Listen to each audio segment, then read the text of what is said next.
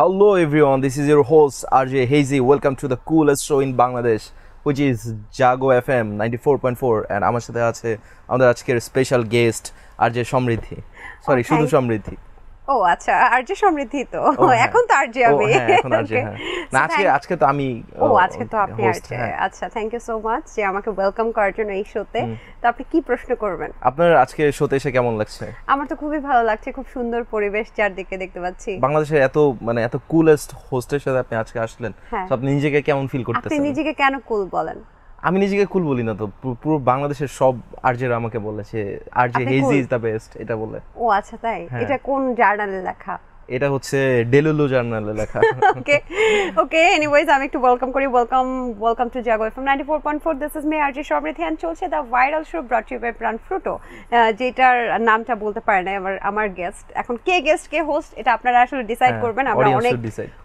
অনেক আড্ডা দিব আজকে নতুন হিজি ম্যানকে আমরা চিনবো একদম কি বলে একদম হিজি ম্যানের ভেতরে কি আছে কি খবর আছে সব তথ্য কিন্তু আমরা আহরণ করার চেষ্টা করব হ্যাঁ আজকের শোতে এমন কিছু বলা হবে যেগুলো হয়তো এর আগে বাংলাদেশের কোনো শোতে কখনো কিছু শোনেন নাই এমনি হুক দিলাম আমরা জানি না কি বলবো আমরা জানি না এনিওয়েজ আপনি লাল কেন পরছেন আমি আজকে লাল পরছি বিকজ অফ আমি পরবো বলে অ্যাকচুয়াল রিজন হচ্ছে যে লাল শার্ট আয়রন করা ছিল দ্যাটস দ্য অনেস্টি আর কি আচ্ছা আপনার শার্ট কি আয়রন করা থাকে না থাকে বাট লালটা সামনে চোখের সামনে পড়ছে আচ্ছা যাই হোক আজকে তো আমাদের ম্যাচিং হয়ে গেছে আপনি বলেন লাল কিসের প্রতীক লাল হচ্ছে একটু আগে তো আমাকে একজন বলে গেছে যে লাল হচ্ছে গরুর গুতা দেওয়ার প্রতীক বাট আই ফিল লাইক লাল হচ্ছে জাগো এফএম 94.4 এর প্রতীক বাহ জোস আচ্ছা আপনি কখনো একই ব্রাশ মানে ধরেন আপনার সাথে আপনি তো মনে হয় হোস্টেলে থাকতেন কিছুদিন নাকি হ্যাঁ থাকা হয়েছে একবার তখন কি মানুষের ব্রাশ কখনো ব্যবহার করেছেন দাঁত ব্রাশ করেন না এটা জাস্ট কন্টেন্টের মাঝখানে একবার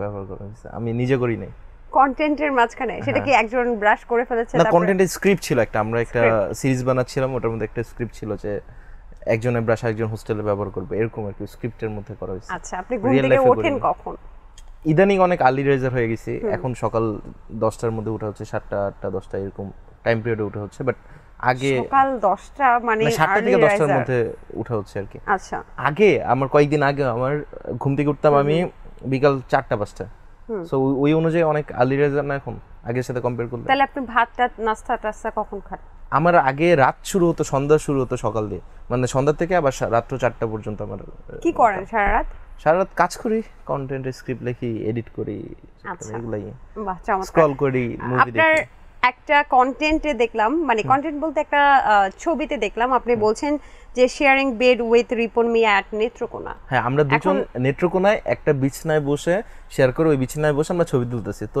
ওইটার মানে আপনি যদি মানে ওয়ার্ড বাই ওয়ার্ড ওই ছবিটার বর্ণনা দিতে চান তাহলে কি হবে শেয়ারিং বেড উইথ রিপন মিয়া না এটাই তো ঠিক একই রকম কন্টেন্ট কিন্তু করেছে হচ্ছে এসপি ক্রিয়েশনও এবং এসপি ক্রিয়েশন বলেছে যে এসপি ক্রিয়েশনও বিভিন্ন কন্টেন্টের মাধ্যমে আমরা দেখেছি যে এসপি ক্রিয়েশন রিপন মিয়ার সাথে বিছানায় কন্টেন্ট করেছে এবং বিভিন্ন জায়গায় ঘুরে কন্টেন্ট করেছে একসাথে থেকেছে এগুলোও কিন্তু শেয়ার করেছে তো আপনারা দুজন মিলে এই যে রিপন মিয়াকে নিয়ে টানাটানি করতেছেন কেন রিপন মিয়াকে নিয়ে কেন টানাটানি করব রিপন ভাই তো অনেক জোস বাট আমি তো তার সাথে জাস্ট একটা ভিডিও বানাইছি আমি তো অনেকগুলা রিল টিল এগুলো কিছু করি না আমি তো একটা জাস্ট রিপন ভাইকে একটু কুল ভাবে দেখানো ট্রাই করছিলাম বাংলাদেশে এতটুকু রিপন ভাই কুল আচ্ছা কেমন লাগলো রিপন ভাইয়ের সাথে কন্টেন্ট ক্রিয়েশন করতে ওইটা অনেক জোস ওই রাতটা মানে সারা জীবন মনে রাখার মতো একটা রাত মানে কি হ্যাঁ অ্যাকচুয়ালি কন্টেন্টটা পোস্ট যে দিন হয়েছে ওই রাতটা আমার লাইফে পুরো লাইফ মনে রাখার মতো একটা রাত মানে কেন এটার অনেকগুলো রিজন আছে ভিডিওটা আপলোড হওয়ার পরে আমি কোনো ব্র্যাগ করতেছি না by the way no bragging full credit হচ্ছে টিম সিয়াম ভাই রিপন মিয়া এদের আমার কোনো কিছু না আমি বলি ওদিন রাতে কী হয়েছে সো ফার্স্টে কন্টেন্ট আপলোড হওয়ার 1 ঘন্টার মধ্যে 1 মিলিয়ন এটা ভিউজে প্রথমে গেল আর কি আমরা একটা রিফ্রেশ মারতেছিলাম 1K করে শেয়ার যাচ্ছিল ওটা মনে 15-16 হাজার শেয়ার মানে ইনস্টাগ্রাম থেকে হয়েছে ফেসবুক থেকে হয়েছে আলাদাভাবে ইনস্টাগ্রামে 15,000 এই ফেসবুকে 15,000 আলাদা শেয়ার তারপর হচ্ছে ওই ভিডিওতে যাদের মানে বাংলাদেশে এরকম বাজ আমার মনে খুব কম কন্টেন্টে হয় যেখানে আমি নামে সিনেমাটোগ্রাফি আমার ফ্রেন্ডের নাম আশরাফুল আরিয়ান দেওয়া ওর নাম পপুলার না হতে ফেসবুকে রাত্রে আমার ফ্রেন্ড হচ্ছে ওর নাম জিহান ওর নাম ক্রিয়েটিভ ডিরেক্টরে দেওয়া ওর নাম পপুলার নাওতে। আমার ম্যানেজার যে আইমান সাবিত, ওর নামও দেওয়া নাই, ওর এজেন্সির নাম দেওয়া লিজিট বান্দা। ও ওই দিন রাতে 700 থেকে 800 ফ্রেন্ড রিকোয়েস্ট পাইছে আমাকে। ওই দিন রাতে পরমব্রত চট্টোপাধ্যায় আমাকে ফলো দিছে ইনস্টাগ্রামে। তারপর হচ্ছে আরো অনেক কিছু হয়েছে ওই দিন রাত্রে, মানে এক একটা সিনেমার পেজে ওইটা নিয়ে পোস্ট যাচ্ছে, এক একটা পেজের মানে পোস্টের রিচ 1 মিলিয়ন করে এরকম। তারপর কন্টেন্ট ক্রিয়েটর 360 ডিগ্রি পেজে পোস্ট গেছে, ওইখানে এক রাতে 46,000 রিয়েক্ট, মানে ওই পোস্টে জাস্ট আমাদের নিয়ে পোস্ট হইতেছে এইগুলাতে এরকম রিয়েক্ট বাস। তারপর যারা ডিরেক্টররা আছে ফিল্মের লাইনের তারা সবাই তাদের প্রোফাইলে শেয়ার। তারপর ছোটোবেলা একটা নাটক দেখছিলাম সরি দীপান্বিতা, সো ওই নাটকে যে ডিরেক্টর স্বরাজদেব দেখে উনিও শেয়ার দিছে। মানে খুব ওই দিন একটা এত মানে এত বেশি ডোপামিন হিট করতেছিল ব্রেনে, নিতে পারতেছিলাম না, পরে আমি ফোন অফ করে ঘুমাই গেছি রাত্রে আর 2টা-3টা দিকে। আমি ডোপামিন পরে এত ডোপামিন একসাথে নেওয়া পসিবল হচ্ছিল না, এই জন্য আমি বললাম যে যেদিন কন্টেন্টটা পাবলিশ হয়েছে ওই রাতটা অ্যাকচুয়ালি মনে রাখার মতো একটা রাত। আচ্ছা আচ্ছা, তখন কি রিপন মিয়ার সাথে ছিলেন কিনা? না ওই দিন তো রিপন ভাই ঢাকার বাইরে ছিল। মানে উনি কি স্টে করেছিলেন আপনাদের বাসায়? না ওই দিন উনি শুটের টাইমে ঢাকা ছিল, তখন উনি ওনার টিম ওনার ম্যানেজার যারা ছিল তারা ঢাকার একটা মিরপুর হোটেলে ছিল। আর আমরা সারাত হচ্ছে বাইরেই, তো আমরা সারাত বাইরে শুট করছি গুলশানে 300 ফিট এদিকে সারাত বাইরে। এরকম হয় না যে শুট করতেছেন আর বাসা থেকে মানুষ বলতেছে কি টিকটক করেন নাকি? ভাই এটা তো ম্যান এটা না না ওই দিন টিকটকের কথা বল না, ওই দিন মানুষ বলতেছিল যে মুভি শুটিং হচ্ছে, সিয়াম আহমেদরে দেখছিল, রায়হান রাফি সেটে ছিল। সো মানুষ রায়হান রাফি কেন ছিল? ও আচ্ছা, এটা অনেক মজার একটা স্টোরি। ও মাই গড, এই স্টোরিটা আমি বলাই হয় না কখন, এটা আছে বলি। ওই দিন হচ্ছে যে সিয়াম ভাই হচ্ছে রায়হান রাফিকে নিয়ে আসছে আর কি, যে ফেসবুক কন্টেন্টের শুট নিয়ে আসছে। সো উনি এসে উনারও একটু দেখে ভালোই লাগতেছে যে একটা ফেসবুক কন্টেন্টের জন্য এত বড় আয়োজন। আমাদের সেটে ওই দিন আমার টিমের থেকে 30 থেকে 35 জন ছিল, মানে জাস্ট আমার ফ্রেন্ড সার্কেলে ওরা। তারপর lighter man, smoke machine, production manager সবাই। তো রায়হান রাফি আসলো, আসার পর হচ্ছে ওইখানে রায়হান রাফির একটা ক্যামিও দেওয়ার কথা ছিল ওই কন্টেন্টে, মানে ক্যামিও দেওয়ার কথাটা হুট করে আসছে। সিএম ভাই আমাকে জিজ্ঞেস করছে যে রায়হান রাফি আসছে তো, সো ওকে কেমনে কন্টেন্টে রাখা যায়, ওনাকে কেমনে রাখা যায় এটা একটু বল। আর আমি বলছিলাম যে হোয়াট ইফ ভিডিওটা এরকম ছিল যে সিয়াম ভাই সিএনজি থেকে পা ফেলার পর শুরুতে লাইট জ্বালানো নাই, কিচ্ছু নাই, স্মোক মেশিনে কিছু নাই, নর্মাল একটা শট। তারপর Rayhan Rafi out of nowhere content মার্কেটে এসে বলবে কাট হয় নাই, এই কি করতেছো, আজকালকার পোলাবেন কি বানায় এগুলা, আরো ভালো করে দাও, নতুন অ্যাকশন, এটা বলবে। পরে আবার যখন পা ফেলাবে তখন গানটা শুরু বলো তো নয় সে তো to to to to to to to, মানে এমনি প্ল্যান করা। এটা আমি বলছি, বলার পর আইডিয়া সবার ভালো লাগছে, সবাই পছন্দ করছে আইডিয়াটা এক্সেপ্ট রায়হান রাফি। তার পছন্দ হয়নি। তার কথা ছিল যে সিয়াম আহমেদ তো সিএনজি থেকে নিল, আমি রায়হান রাফি এক কাজ করো আমাকে একটু দেখো, আমি অন্য কোনোভাবে এন্ট্রি নিলাম, এটা হয়তো আমি আমার বিএমডাব্লিউ থেকে অথবা একটু হেঁটে ঢুকলাম, অন্য কোনোভাবে এন্ট্রি দিয়ে আমি সিয়ামকে বলি সিয়াম চল আমরা নতুন মুভির জন্য কাজ শুরু করি, এটা বলে সিয়াম আহমেদকে নিয়ে বের হয়ে যাবে। সে এটা বলছে। সিয়াম ভাইয়ের কথা হচ্ছে রায়হান রাফি যদি ভিডিওতে থাকে সে অমনি ক্যামিও দিবে। রায়হান রাফির কথা হচ্ছে আমি ক্যামিও দিলে আমি আমার মতো করে দিব। সো দুইজন আমি মাঝখানে মেসেঞ্জার রোল প্লে করতেছি। রায়হান রাফি একবার এটা বলে তার কাছে এটা যাই, আবার সিয়াম আহমেদ এটা বলে তার কাছে যাই, এমনি যাওয়া আসা করতেছি। দুইজন একসাথে কথা বলে না? না না না, সিয়াম ভাই হচ্ছে মানে একটু স্পেস ক্রিয়েট হয়ে গেছিল। রায়হান রাফি হচ্ছে মানে অনেক মানুষজন তো জ্বর হয়ে গেছে গুলশানে, রাত্র 2টা-3টা বাজে তাও মানুষ জ্বর হয়ে গেছে, বিকজ আমাদেরই 35 জন, তার মধ্যে রাস্তার মানুষজন আছে। তো রায়হান রাফি হচ্ছে একটু গাড়ির পিছনে সাইডের দিকে ওদিকে দাঁড়ায় আছে তার গাড়ির সাথে, আর সিয়াম ভাই হচ্ছে সিএনজির সাথে। সিয়াম ভাই সিএনজি থেকে নেমে শটটা দিতেছে ওইখানে। তো দুজন দুই পাশে দাঁড়ানো, মাঝখানে আমি একবার রায়হান রাফির কাছে যেটা বলতেছি, একবার সিয়াম ভাইয়ের কাছে যেটা বলতেছি, এরকম মেসেঞ্জার মতো করতেছি। পরে যে মানে অনেক লেট হয়ে যাচ্ছিল, পরে আর ক্যামিওটা তার দেওয়া হয় না, পরে সিয়াম ভাই একা দিয়েছে। মানে সিয়াম ভাইয়ের কথা হচ্ছে রায়হান রাফি থাকলে এই যে মানে যে স্ক্রিপ্টটা বলছে তার এই স্ক্রিপ্টে পছন্দ হয়েছে এমনি থাকবে। রায়হান রাফির কথা হচ্ছে না আমি একটু অন্যভাবে আসি, আমি তো রায়হান রাফি হিসেবে আসবো, এসে বলবো সিয়ামকে। তাহলে সিয়াম ভাই কি রায়হান রাফিকে চান্স দিল না আপনাদের কন্টেন্টে? না ব্যাপারটা এরকম না, সিয়াম ভাই চান্স দিল না, দুজনের অ্যাকচুয়ালি আইডিয়ার ক্ল্যাশ হয়েছে আর কি মাঝখানে, দুজন যে ছিল দুই ভাবে। তার মানে কি সিয়াম ভাইয়ের কাছে রায়হান রাফির কনসেপ্টের থেকে হিজি ম্যানের কনসেপ্টটা বেশি বেটার? এটা হিজি ম্যানের কনসেপ্ট না তো, আমি মুখ দিয়ে বলছি সিয়াম ভাই এটা ভালো লাগছে, সিয়াম ভাইও এটার সাথে অ্যালাইন করছে, এটা বলতে গেলে সিয়াম ভাইয়ের কনসেপ্ট।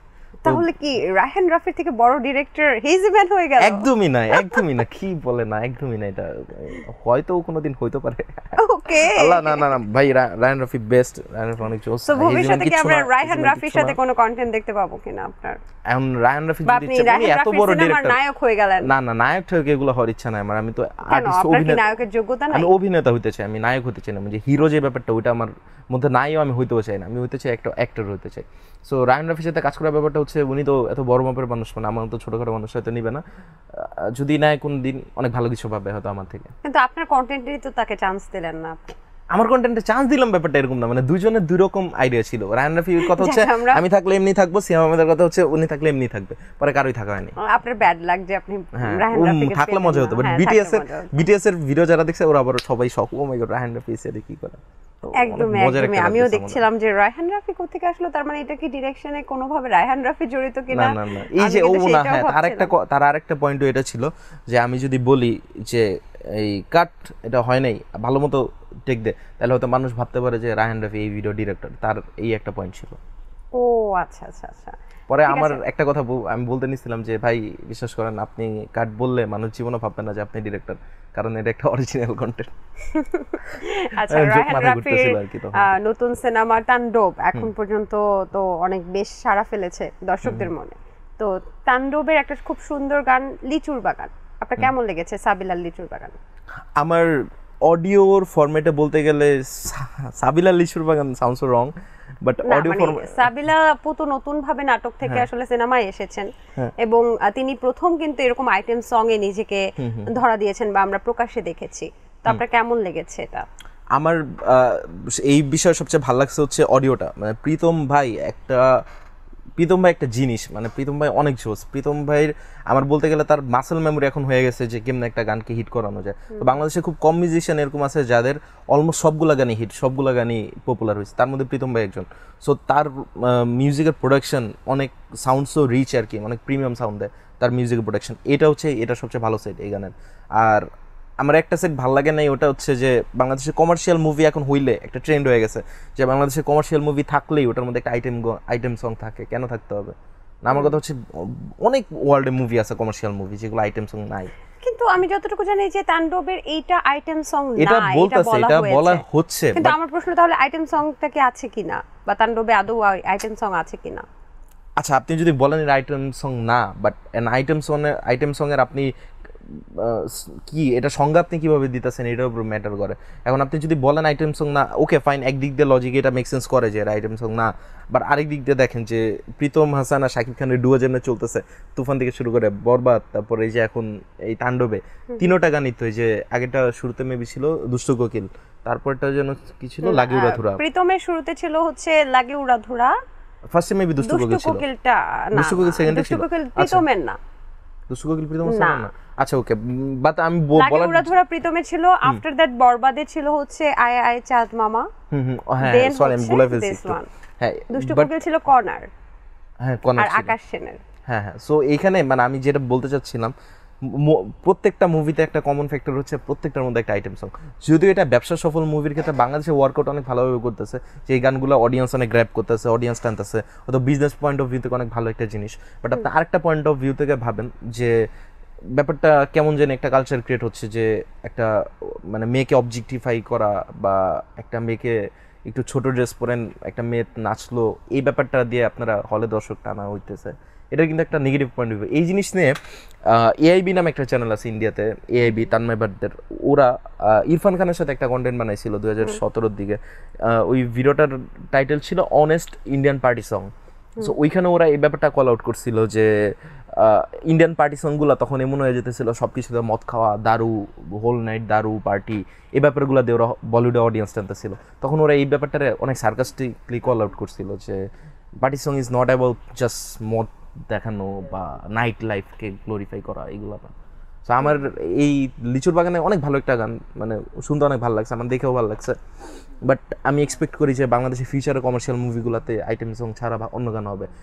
এক্সাম্পল হিসেবে বলা যায় উৎসব মুভি বেরোলো, উৎসব একটা কমার্শিয়াল ফিল্ম, উৎসব কিন্তু খুব মানে বোরিং ধরনের আর্ট ফিল্ম না, উৎসব একটা কমার্শিয়াল ফিল্ম, বাট উৎসব এত জোস, এত ভালো, মানে আমি আমার লাইফে দেখা টপ 10 মুভির মধ্যে আমি একটা উৎসবটা রাখবো, আমার এত ভালো লাগছে এটা দেখে। এটার মধ্যে কোনো আইটেম সং নেই, দেখেন আপনি, এটা কমার্শিয়াল মুভি, এটার মধ্যে দুইটা গান আছে, একটা হচ্ছে ইসের এই যে লেভেল 5-এর, আরেকটা গান হচ্ছে আর্টসেলের, দুটোর সময় দুইটা গান রাখা হয়েছে, কত সুন্দর নাইসলি মিউজিকটারে ওরা ইন্ট্রোডিউস করছে এটার মধ্যে। সো উৎসব একটা নাইস এক্সাম্পল হইতে পারে আর কি। তাহলে কি আপনি ফ্যামিলি ওরিয়েন্টেড মুভির না, আমি ফ্যামিলি ওরিয়েন্টেড বলতেছি না তো, মানে ম্যাস অ্যাকশন ফিল্ম এগুলো দরকার, এগুলোর এগেইনস্ট আমি না, মানে আর্ট ফিল্ম যেমন দরকার, feel good to watch movie যেমন দরকার, অ্যাকশন ফিল্ম, ম্যাস ফিল্ম, ধামাকা, এই যে মাসালা একটা ফিল্ম, মেয়েকে এগুলো অবজেক্টিফাইং করা, এটা কিন্তু আপনি আরো একটা কন্টেন্টে বলেছিলেন যে ব্যাচেলর পয়েন্ট এবং কাজল আরিফিন নমির বিভিন্ন যে ফিমেল 4, ফিমেল 5, সো এই কন্টেন্টগুলো আপনার কাছে আমার এটা মনে হয় যে একটা মেয়েকে একটা কন্টেন্টে দেখানোর জন্য, মানে আমি তো ফিকশন বানাইতেছি না। অনেকে বলতে পারে তোর কন্টেন্টে তুই মেয়েদেরকে এমনি দেখা, আমি তো কোনো ফিকশন খুব কম বানাই, মানে আমার most of the non fiction. So ওইগুলো বাদ দিয়ে আমি যদি ফিকশন বানাইতাম, বা আমি যদি আমার ড্রিম ফিকশনগুলোর কথা বলি, তাহলে দেখেন যে একটা মেয়েকে অনেক নাইসলি প্রেজেন্ট করা পসিবল একটা কন্টেন্টের মাঝখানে, যেটা আমরা দেখছি সত্যজিৎ রায়ের অপুর সংসারের মধ্যে, অপুর সংসার বা অপু ট্রায়োলজির মধ্যে সত্যজিৎ রায় কত সুন্দরভাবে দেখাতো। অপুর সংসারের একটা সিন এরকম আছে যে অপুকে জিজ্ঞেস করতেছিল অপর্ণা যে তোমার কি, না সরি, অপু অপর্ণাকে জিজ্ঞেস করতেছিল যে তোমার কি আমার সাথে থাকা নিয়ে অনুশোচনা হয় না? তখন অপর্ণা বলল যে অনুশোচনা এত কঠিন বাংলা আমি বুঝি না, সহজ করে বলো। তখন বলতেছে আফসোস হয় না? বলে কিসের আফসোস, আমার হাজব্যান্ড আমার সাথে থাকে, এটাই তো আমার কাছে বড় প্রাপ্তি। এই টাইপের একটা কনভারসেশন ছিল। সো ওইখানে নারীকে কত সুন্দরভাবে নাইসলি প্রেজেন্ট করা হয়েছে। বা আপনি বলিউডে অনেক রাজকুমার হিরানি ফিল্ম দেখেন, বা আরও feel good to watch movie যেগুলো আছে, বা কমার্শিয়াল অনেক মুভি আছে যে মেয়েদের অনেক নাইসলি প্রেজেন্ট করা। আর বাংলাদেশের মুভিগুলোতে মোস্ট অফ দ্য কমার্শিয়াল ফিল্মে মেয়েদেরকে অ্যাকচুয়ালি ওরা তো কোনো বড় রোল প্লেই করে না, ভালো মুভি অনেক আছে, বাট আমি মানে মেজরিটির কথা বলতেছি। মেজরিটি মুভিতে মেয়েদের তো কোনো ভালো রোল থাকেও না, আর যতটুকু রোল থাকে ওরা হচ্ছে জাস্ট কাইন্ড অফ প্রোডাক্ট হিসেবে ওদের ইউজ করা হয়। সো এই ব্যাপারটা আমার অতটা ভালো লাগে না। বেশ শিক্ষণীয় কথাবার্তা বললেন, আপনার পরামর্শ বা আপনার যে চিন্তাধারা সেই বিষয়গুলো আমাদেরকে বললেন। আপনাকেও অনেকে প্রশ্ন করে যে আমি আপনার কন্টেন্ট দেখে কি শিখলাম, এখন আপনি সমাজকে কি শিখালেন? এই যে এখানে একটা পয়েন্ট আছে যে সব কিছু থেকে শিখতে হবে, এটাও তো কোনো কথা না। আমি কিন্তু কমার্শিয়াল মুভিতে মেয়েরে ভালোভাবে প্রেজেন্ট করা, এটা থ্রুতে এটা বুঝে নেই যে আমরা ফিল্মের মাধ্যমে জাস্ট শিখাইতে আসবো।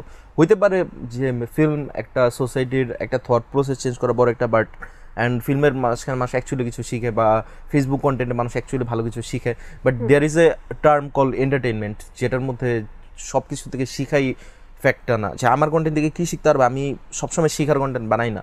Sometimes I do make videos like যেগুলো থেকে আমি একটা বিজনেসে হেল্প করতেছি, বা আমার কিছু ভিডিও পারপাস থেকে মানুষকে হাসানো বা মানুষকে একটু গুড ফিলিংস দেওয়া, এরকম। আবার কিছু ভিডিও থাকে যেগুলোর মধ্যে আমি সার্কাজম করতেছি, বা আমি মানে যেটাকে রোস্ট বলা হয়, রোস্ট তো অনেক নেগেটিভ ওয়ার্ড বাংলাদেশে এখন, বাট রোস্ট বা সার্কাজম করতেছি, কিন্তু ওইটা থ্রুতে আমি একটা মেসেজ দেওয়ার ট্রাই করতেছি, বা এটা থ্রুতে আমি মানুষের চিন্তাধারা কিছু চেঞ্জ আনার ট্রাই করতেছি। আমি একটা জিনিস প্রমোট করার ট্রাই করতেছি যে না, actually quality content matters, end of the day আমাদের সবারই অ্যাকচুয়ালি ভালো সুস্থ বিনোদন নেওয়া উচিত। এই ব্যাপারগুলো আমি প্রমোট করতেছি, এটা একটা শেখার বিষয় থাকতে পারে। বাট আমি এই বিষয়ের পক্ষে না যে সব কিছু থেকে আমাদের শিখতে হবে।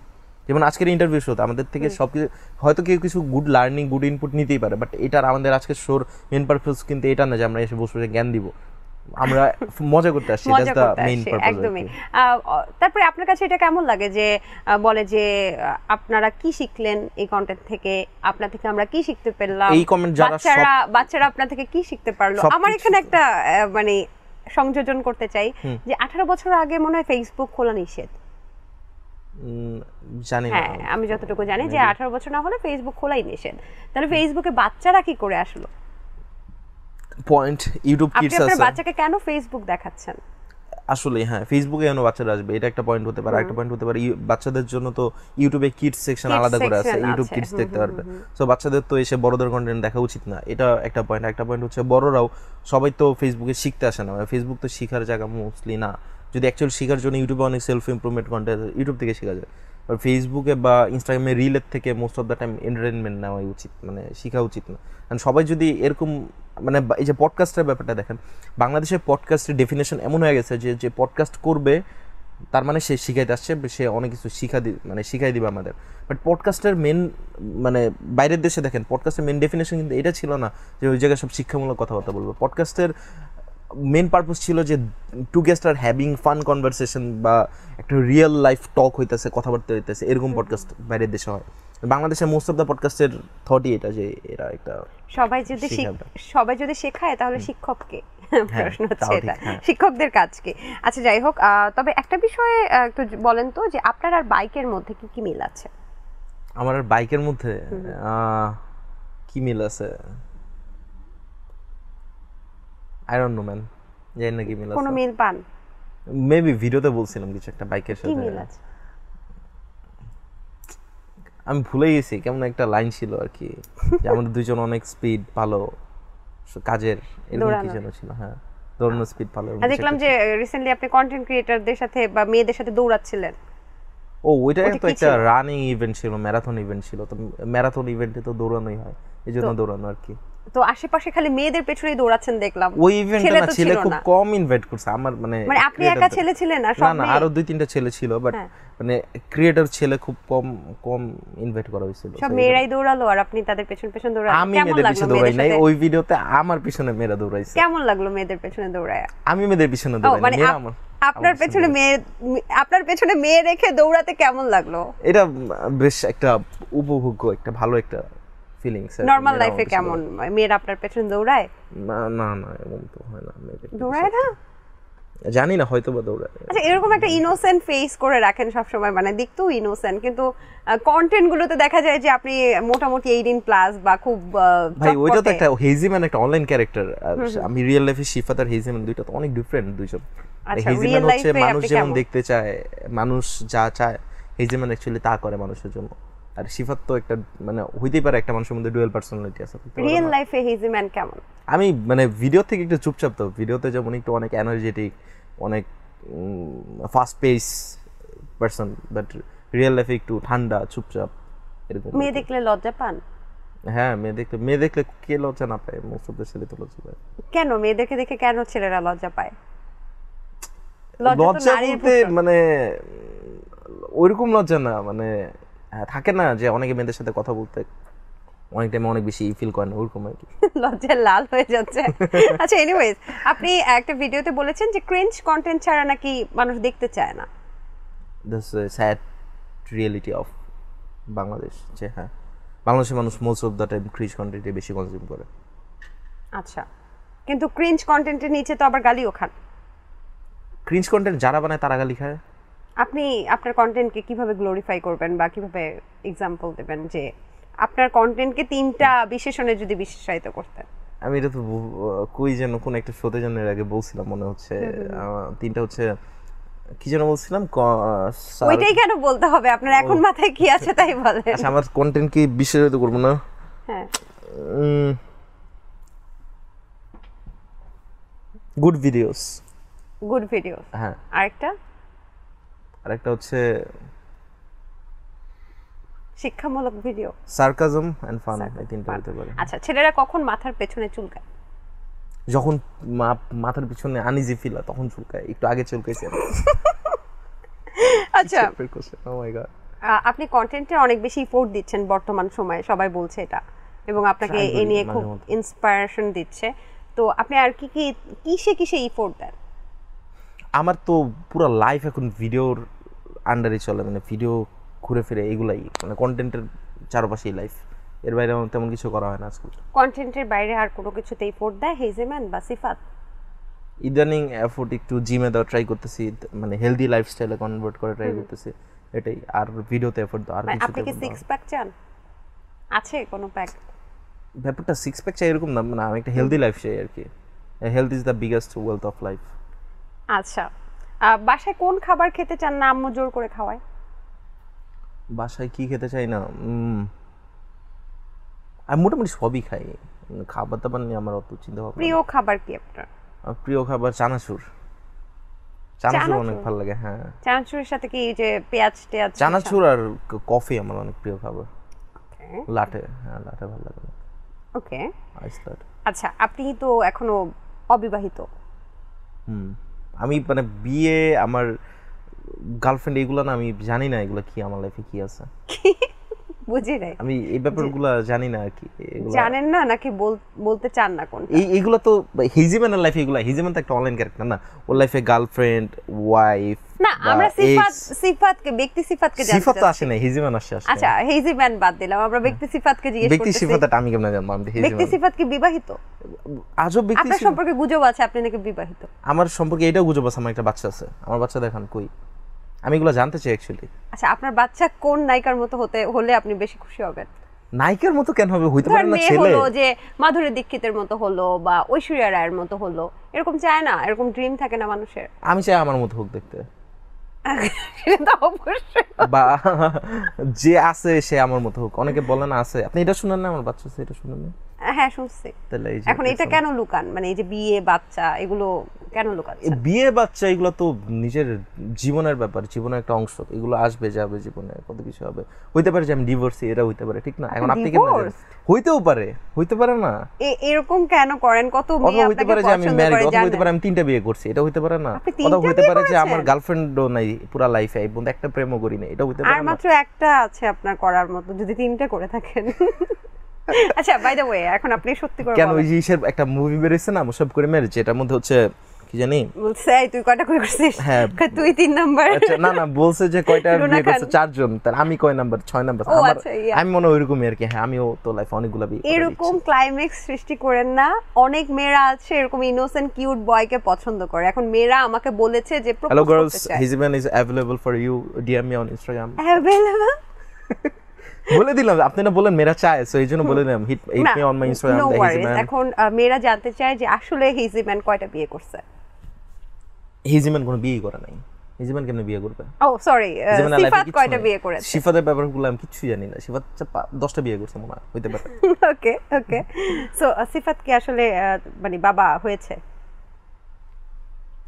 এই যে গুঞ্জনগুলো ক্লিয়ার করেন আপনার ভক্তরা ভাই তো আমার জানতে কোন দিক চায়। দিয়ে দেখতে আমার বাবার মতো লাগে? কোন দিক? আমি একটু মোটা হয়ে গেছি, ওকে ফাইন। আপনার তো বয়সও বোঝা যায় না। এগুলো কিছু নাই আমার লাইফে। কি নাই? আমি প্রচুর একা একজন মানুষ, এগুলো কিছুই নেই। ও তার মানে সিফাত এখনো সিঙ্গেল? আমি সিফাত, হ্যাঁ সিঙ্গেল, হ্যাঁ। সিঙ্গেল, ওকে। মানে এর আগে কোনো বিবাহ কিছু কেন হয়নি? এগুলো আমি কই থেকে জানবো? এগুলো আমি হিজিমান কেমনে জানবো এগুলো? হিজিমান সিফাতের ব্যাপারে কিছু জানলে আগে কি? ঠিক আছে, আমরা সিফাতের বিষয়গুলো একটু একটু বুঝতে পারছি যে সে এখনো সিঙ্গেল আছে। সো যারা আপনাকে পছন্দ করে অবশ্যই যোগাযোগ করতে পারবে, তাই না? হ্যাঁ, হ্যাঁ। ইনস্টাগ্রামে নক। হ্যাঁ ইনস্টাগ্রাম। ওকে ওকে। ইনস্টাগ্রামে কেন? Facebook message? আমি ফেসবুক নাই তো। ফেসবুক নাই? হ্যাঁ না, আমার ফেসবুকে মানে আমি অ্যাক্টিভ না, ফেক অ্যাকাউন্ট দিয়ে বেশ চালাই। আপনি নাকি মেয়েদের অ্যাকাউন্ট চালান? না না, এগুলো গুজব। এগুলো গুজব? গুজবে কান আপনার মেয়ে ফেক এগুলো সবই গুজব। আমার এই যে বাচ্চা কাচ্চার ব্যাপার স্যাপার, আমার গার্লফ্রেন্ডের ব্যাপার স্যাপার, তারপর হচ্ছে কি বলে আর কি যেন বলেন, মেয়ের অ্যাকাউন্ট, এগুলো সবই গুজব। আচ্ছা, এগুলো সব গুজব। ঠিক আছে, আমরা গুজবে আর কান না দিই। তবে একটা বিষয় আছে যে সম্প্রতি শোনা যাচ্ছে যে কন্টেন্ট ক্রিয়েটর হলেই নাকি সেলুন ব্যবসা দিচ্ছে, আবার কন্টেন্ট ক্রিয়েটররা বিয়ে করার পরে নাকি বউ ব্যবসা করতেছে। কন্টেন্ট ক্রিয়েটররা সেলুন ব্যবসা দিচ্ছে না, যারা টিকটকাররা সেলুন ব্যবসা দিচ্ছে most of the time. Content ক্রিয়েটরদের তো আমি তেমন সেলুন ব্যবসা দিতে দেখি না। কন্টেন্ট ক্রিয়েটরদেরকে আমরা জুতার ব্যবসা দিতেও দেখেছি। ওইটাও টিকটকারদের আমি দেখছি। আমি ওদেরকে কন্টেন্ট ক্রিয়েটর আমি অ্যাকচুয়ালি বলবো না, যারা ওই জুতার ব্যবসা আছে। আচ্ছা জুতার ব্যবসা, ওয়েট, কাকে মিন করছেন আপনি? এসপি ক্রিয়েশনে কিন্তু ওই এসপির জুতার ব্যবসা নাই আছে। ওর মানে ওর সাথে ও অ্যালাইন করে, মানে ওদের সাথে ও প্রমোশন করে, ওর জুতার ব্যবসা না এটা। আমি যতটুকু জানি যে তিনি একজন পার্ট আর কি। আচ্ছা এনিওয়েজ, হতে পারে। সো আপনার কি ধারণা যে যাদের সেলুন ব্যবসা বা যারা আসলে বিজনেস শুরু করছে তারা সবাই টিকটকার? আমি এটা বলি নাই, বাট আমি দেখছি যে টিকটকাররা এই সেলুন ব্যবসা মোস্ট অফ দ্য টাইম করে, এটাই হচ্ছে বাংলাদেশে। কন্টেন্ট ক্রিয়েটরদের মধ্যেও আমাদের জানার মতে অনেকে আছে, বা টিকটকাররাও তো ওয়ান কাইন্ড অফ কন্টেন্ট ক্রিয়েটরই, রাইট? ওরা শর্ট কন্টেন্ট করছে, আপনারা বড় কন্টেন্ট করছেন। পাশাপাশি কন্টেন্ট ক্রিয়েটররা আবার দেখতে পাচ্ছি যে বিয়ের পর সবাই তাদেরকে মেসেজ করছে বা কমেন্ট করছে বউ ব্যবসা করবে কবে, বা বউ ব্যবসা করছে অনেকে। তো এই যে এই বিষয়গুলো কি আসলে, এটা কারা বলে, কেন বলে এগুলা? ওই যে আমি বললাম না, যারা অনেকে আছে তো যে নিজের ওয়াইফকে শো করে ভিউজ গ্যাদার করতে চায়, হয়তো ওদের উদ্দেশ্যে বলে যে বউ ব্যবসা কেন করতেছে। আচ্ছা, তো এটা কি এটা কি ভবিষ্যতে আমাদের হেজি ম্যান করবে কিনা? কোনোদিনও না, কোনোদিনও না, জীবনও না। এই টাইপের কোনো কিছু আমার মধ্যে কখনো থাকবে না। আচ্ছা, আমরা যেটা বলি যে সহজ ভাবে যদি বলি এটাকে কাপল ব্লগিং বলে, যেটাকে অনেকে এখন বাংলায় বলে যে বউ ব্যবসা। অ্যাকচুয়ালি মানে কিউট থিংস আর কি, বাইরের দেশের অনুযায়ী যদি ট্রাই করেন। আমার কাছে কিন্তু ভালোই লাগে। আমি বারবার রেফারেন্স ক্যান টানতেছি বিকজ ওই যেমন পিডিবির আপনি যদি ভিডিওসগুলো দেখেন, পিডিবি ওর ওয়াইফের সাথে, ওর বাচ্চার সাথে যে ভিডিওগুলো বানায়, ওর ওয়াইফ নিজে এডিট করে দেয় ভিডিওগুলো। ওর যে জাপান ব্লগস আছে যেগুলো আছে, ওগুলো দেখতে এত ভাল লাগে, মানে একদম নিজের ব্যাপার স্যাপার মনে হয়। বাট বাংলাদেশে অ্যাকচুয়ালি এগুলোরে একটু চিপ বানায় ফেলে বাংলাদেশের ক্রিয়েটাররা। এরা অডিয়েন্সের দোষ পুরোপুরি দিয়ে লাভ নেই। বাংলাদেশ যারা কাপল ব্লগ করে, অনেকে ব্যাপার স্যাপার চিপ করে ফেলে কন্টেন্ট। আমি একটা কাপলকে দেখলাম যে 2টা বউ নিয়েও ব্লগিং করছে, তারপর বিভিন্ন ধরনের ব্লগিং দেখলাম। যদিও আমি আসলে কোনটা ভালো মন্দ সেটা সম্পর্কে বলতে চাই না। My future self with my 3 wife's. What? Just kidding. আপনিও করবেন তিনজন বউ নিয়ে? চারজন। আপনি না একটু আগে বললেন আমি ম্যারিড, আপনি বললেন এইজন্য আমি এটা তো গুঞ্জন আপনি বললেন, হ্যাঁ গুজব বললেন। হ্যাঁ আচ্ছা যাই হোক, তো ব্যাপারটা হচ্ছে কোন ব্যবসায় বেশি লাভ, সেলুনের ব্যবসায় নাকি কাপল ব্লগিং এ? আমি তো দুটার একটাও করি নাই, আমি লাভ কোনটা কেমনে বলবো বলেন। আচ্ছা তাহলে হেজি ম্যান কি ব্যবসা করে? আমি তো কন্টেন্টের বিজনেস করি, যে মানুষকে কন্টেন্ট প্রোভাইড করি, এর এগেইনস্টে মানুষ আমার একটু এছাড়া কোনো ব্যবসা আছে কিনা? এছাড়া আপাতত আর কোনোটা নেই। কোনো ভবিষ্যৎ পরিকল্পনা আছে যে অমুক ব্যবসাটা করতে পারেন, লাভবান হতে পারেন এরকম? Marketing related, marketing service sale করবো মানুষের কাছে, এই ব্যবসা। এটা তো অলরেডি চলতেছে, বাট এটা আরো বড় লেভেলে করা ইচ্ছা। আচ্ছা আপনার একটা শক্তি আর একটা ডিসএবিলিটি বলেন।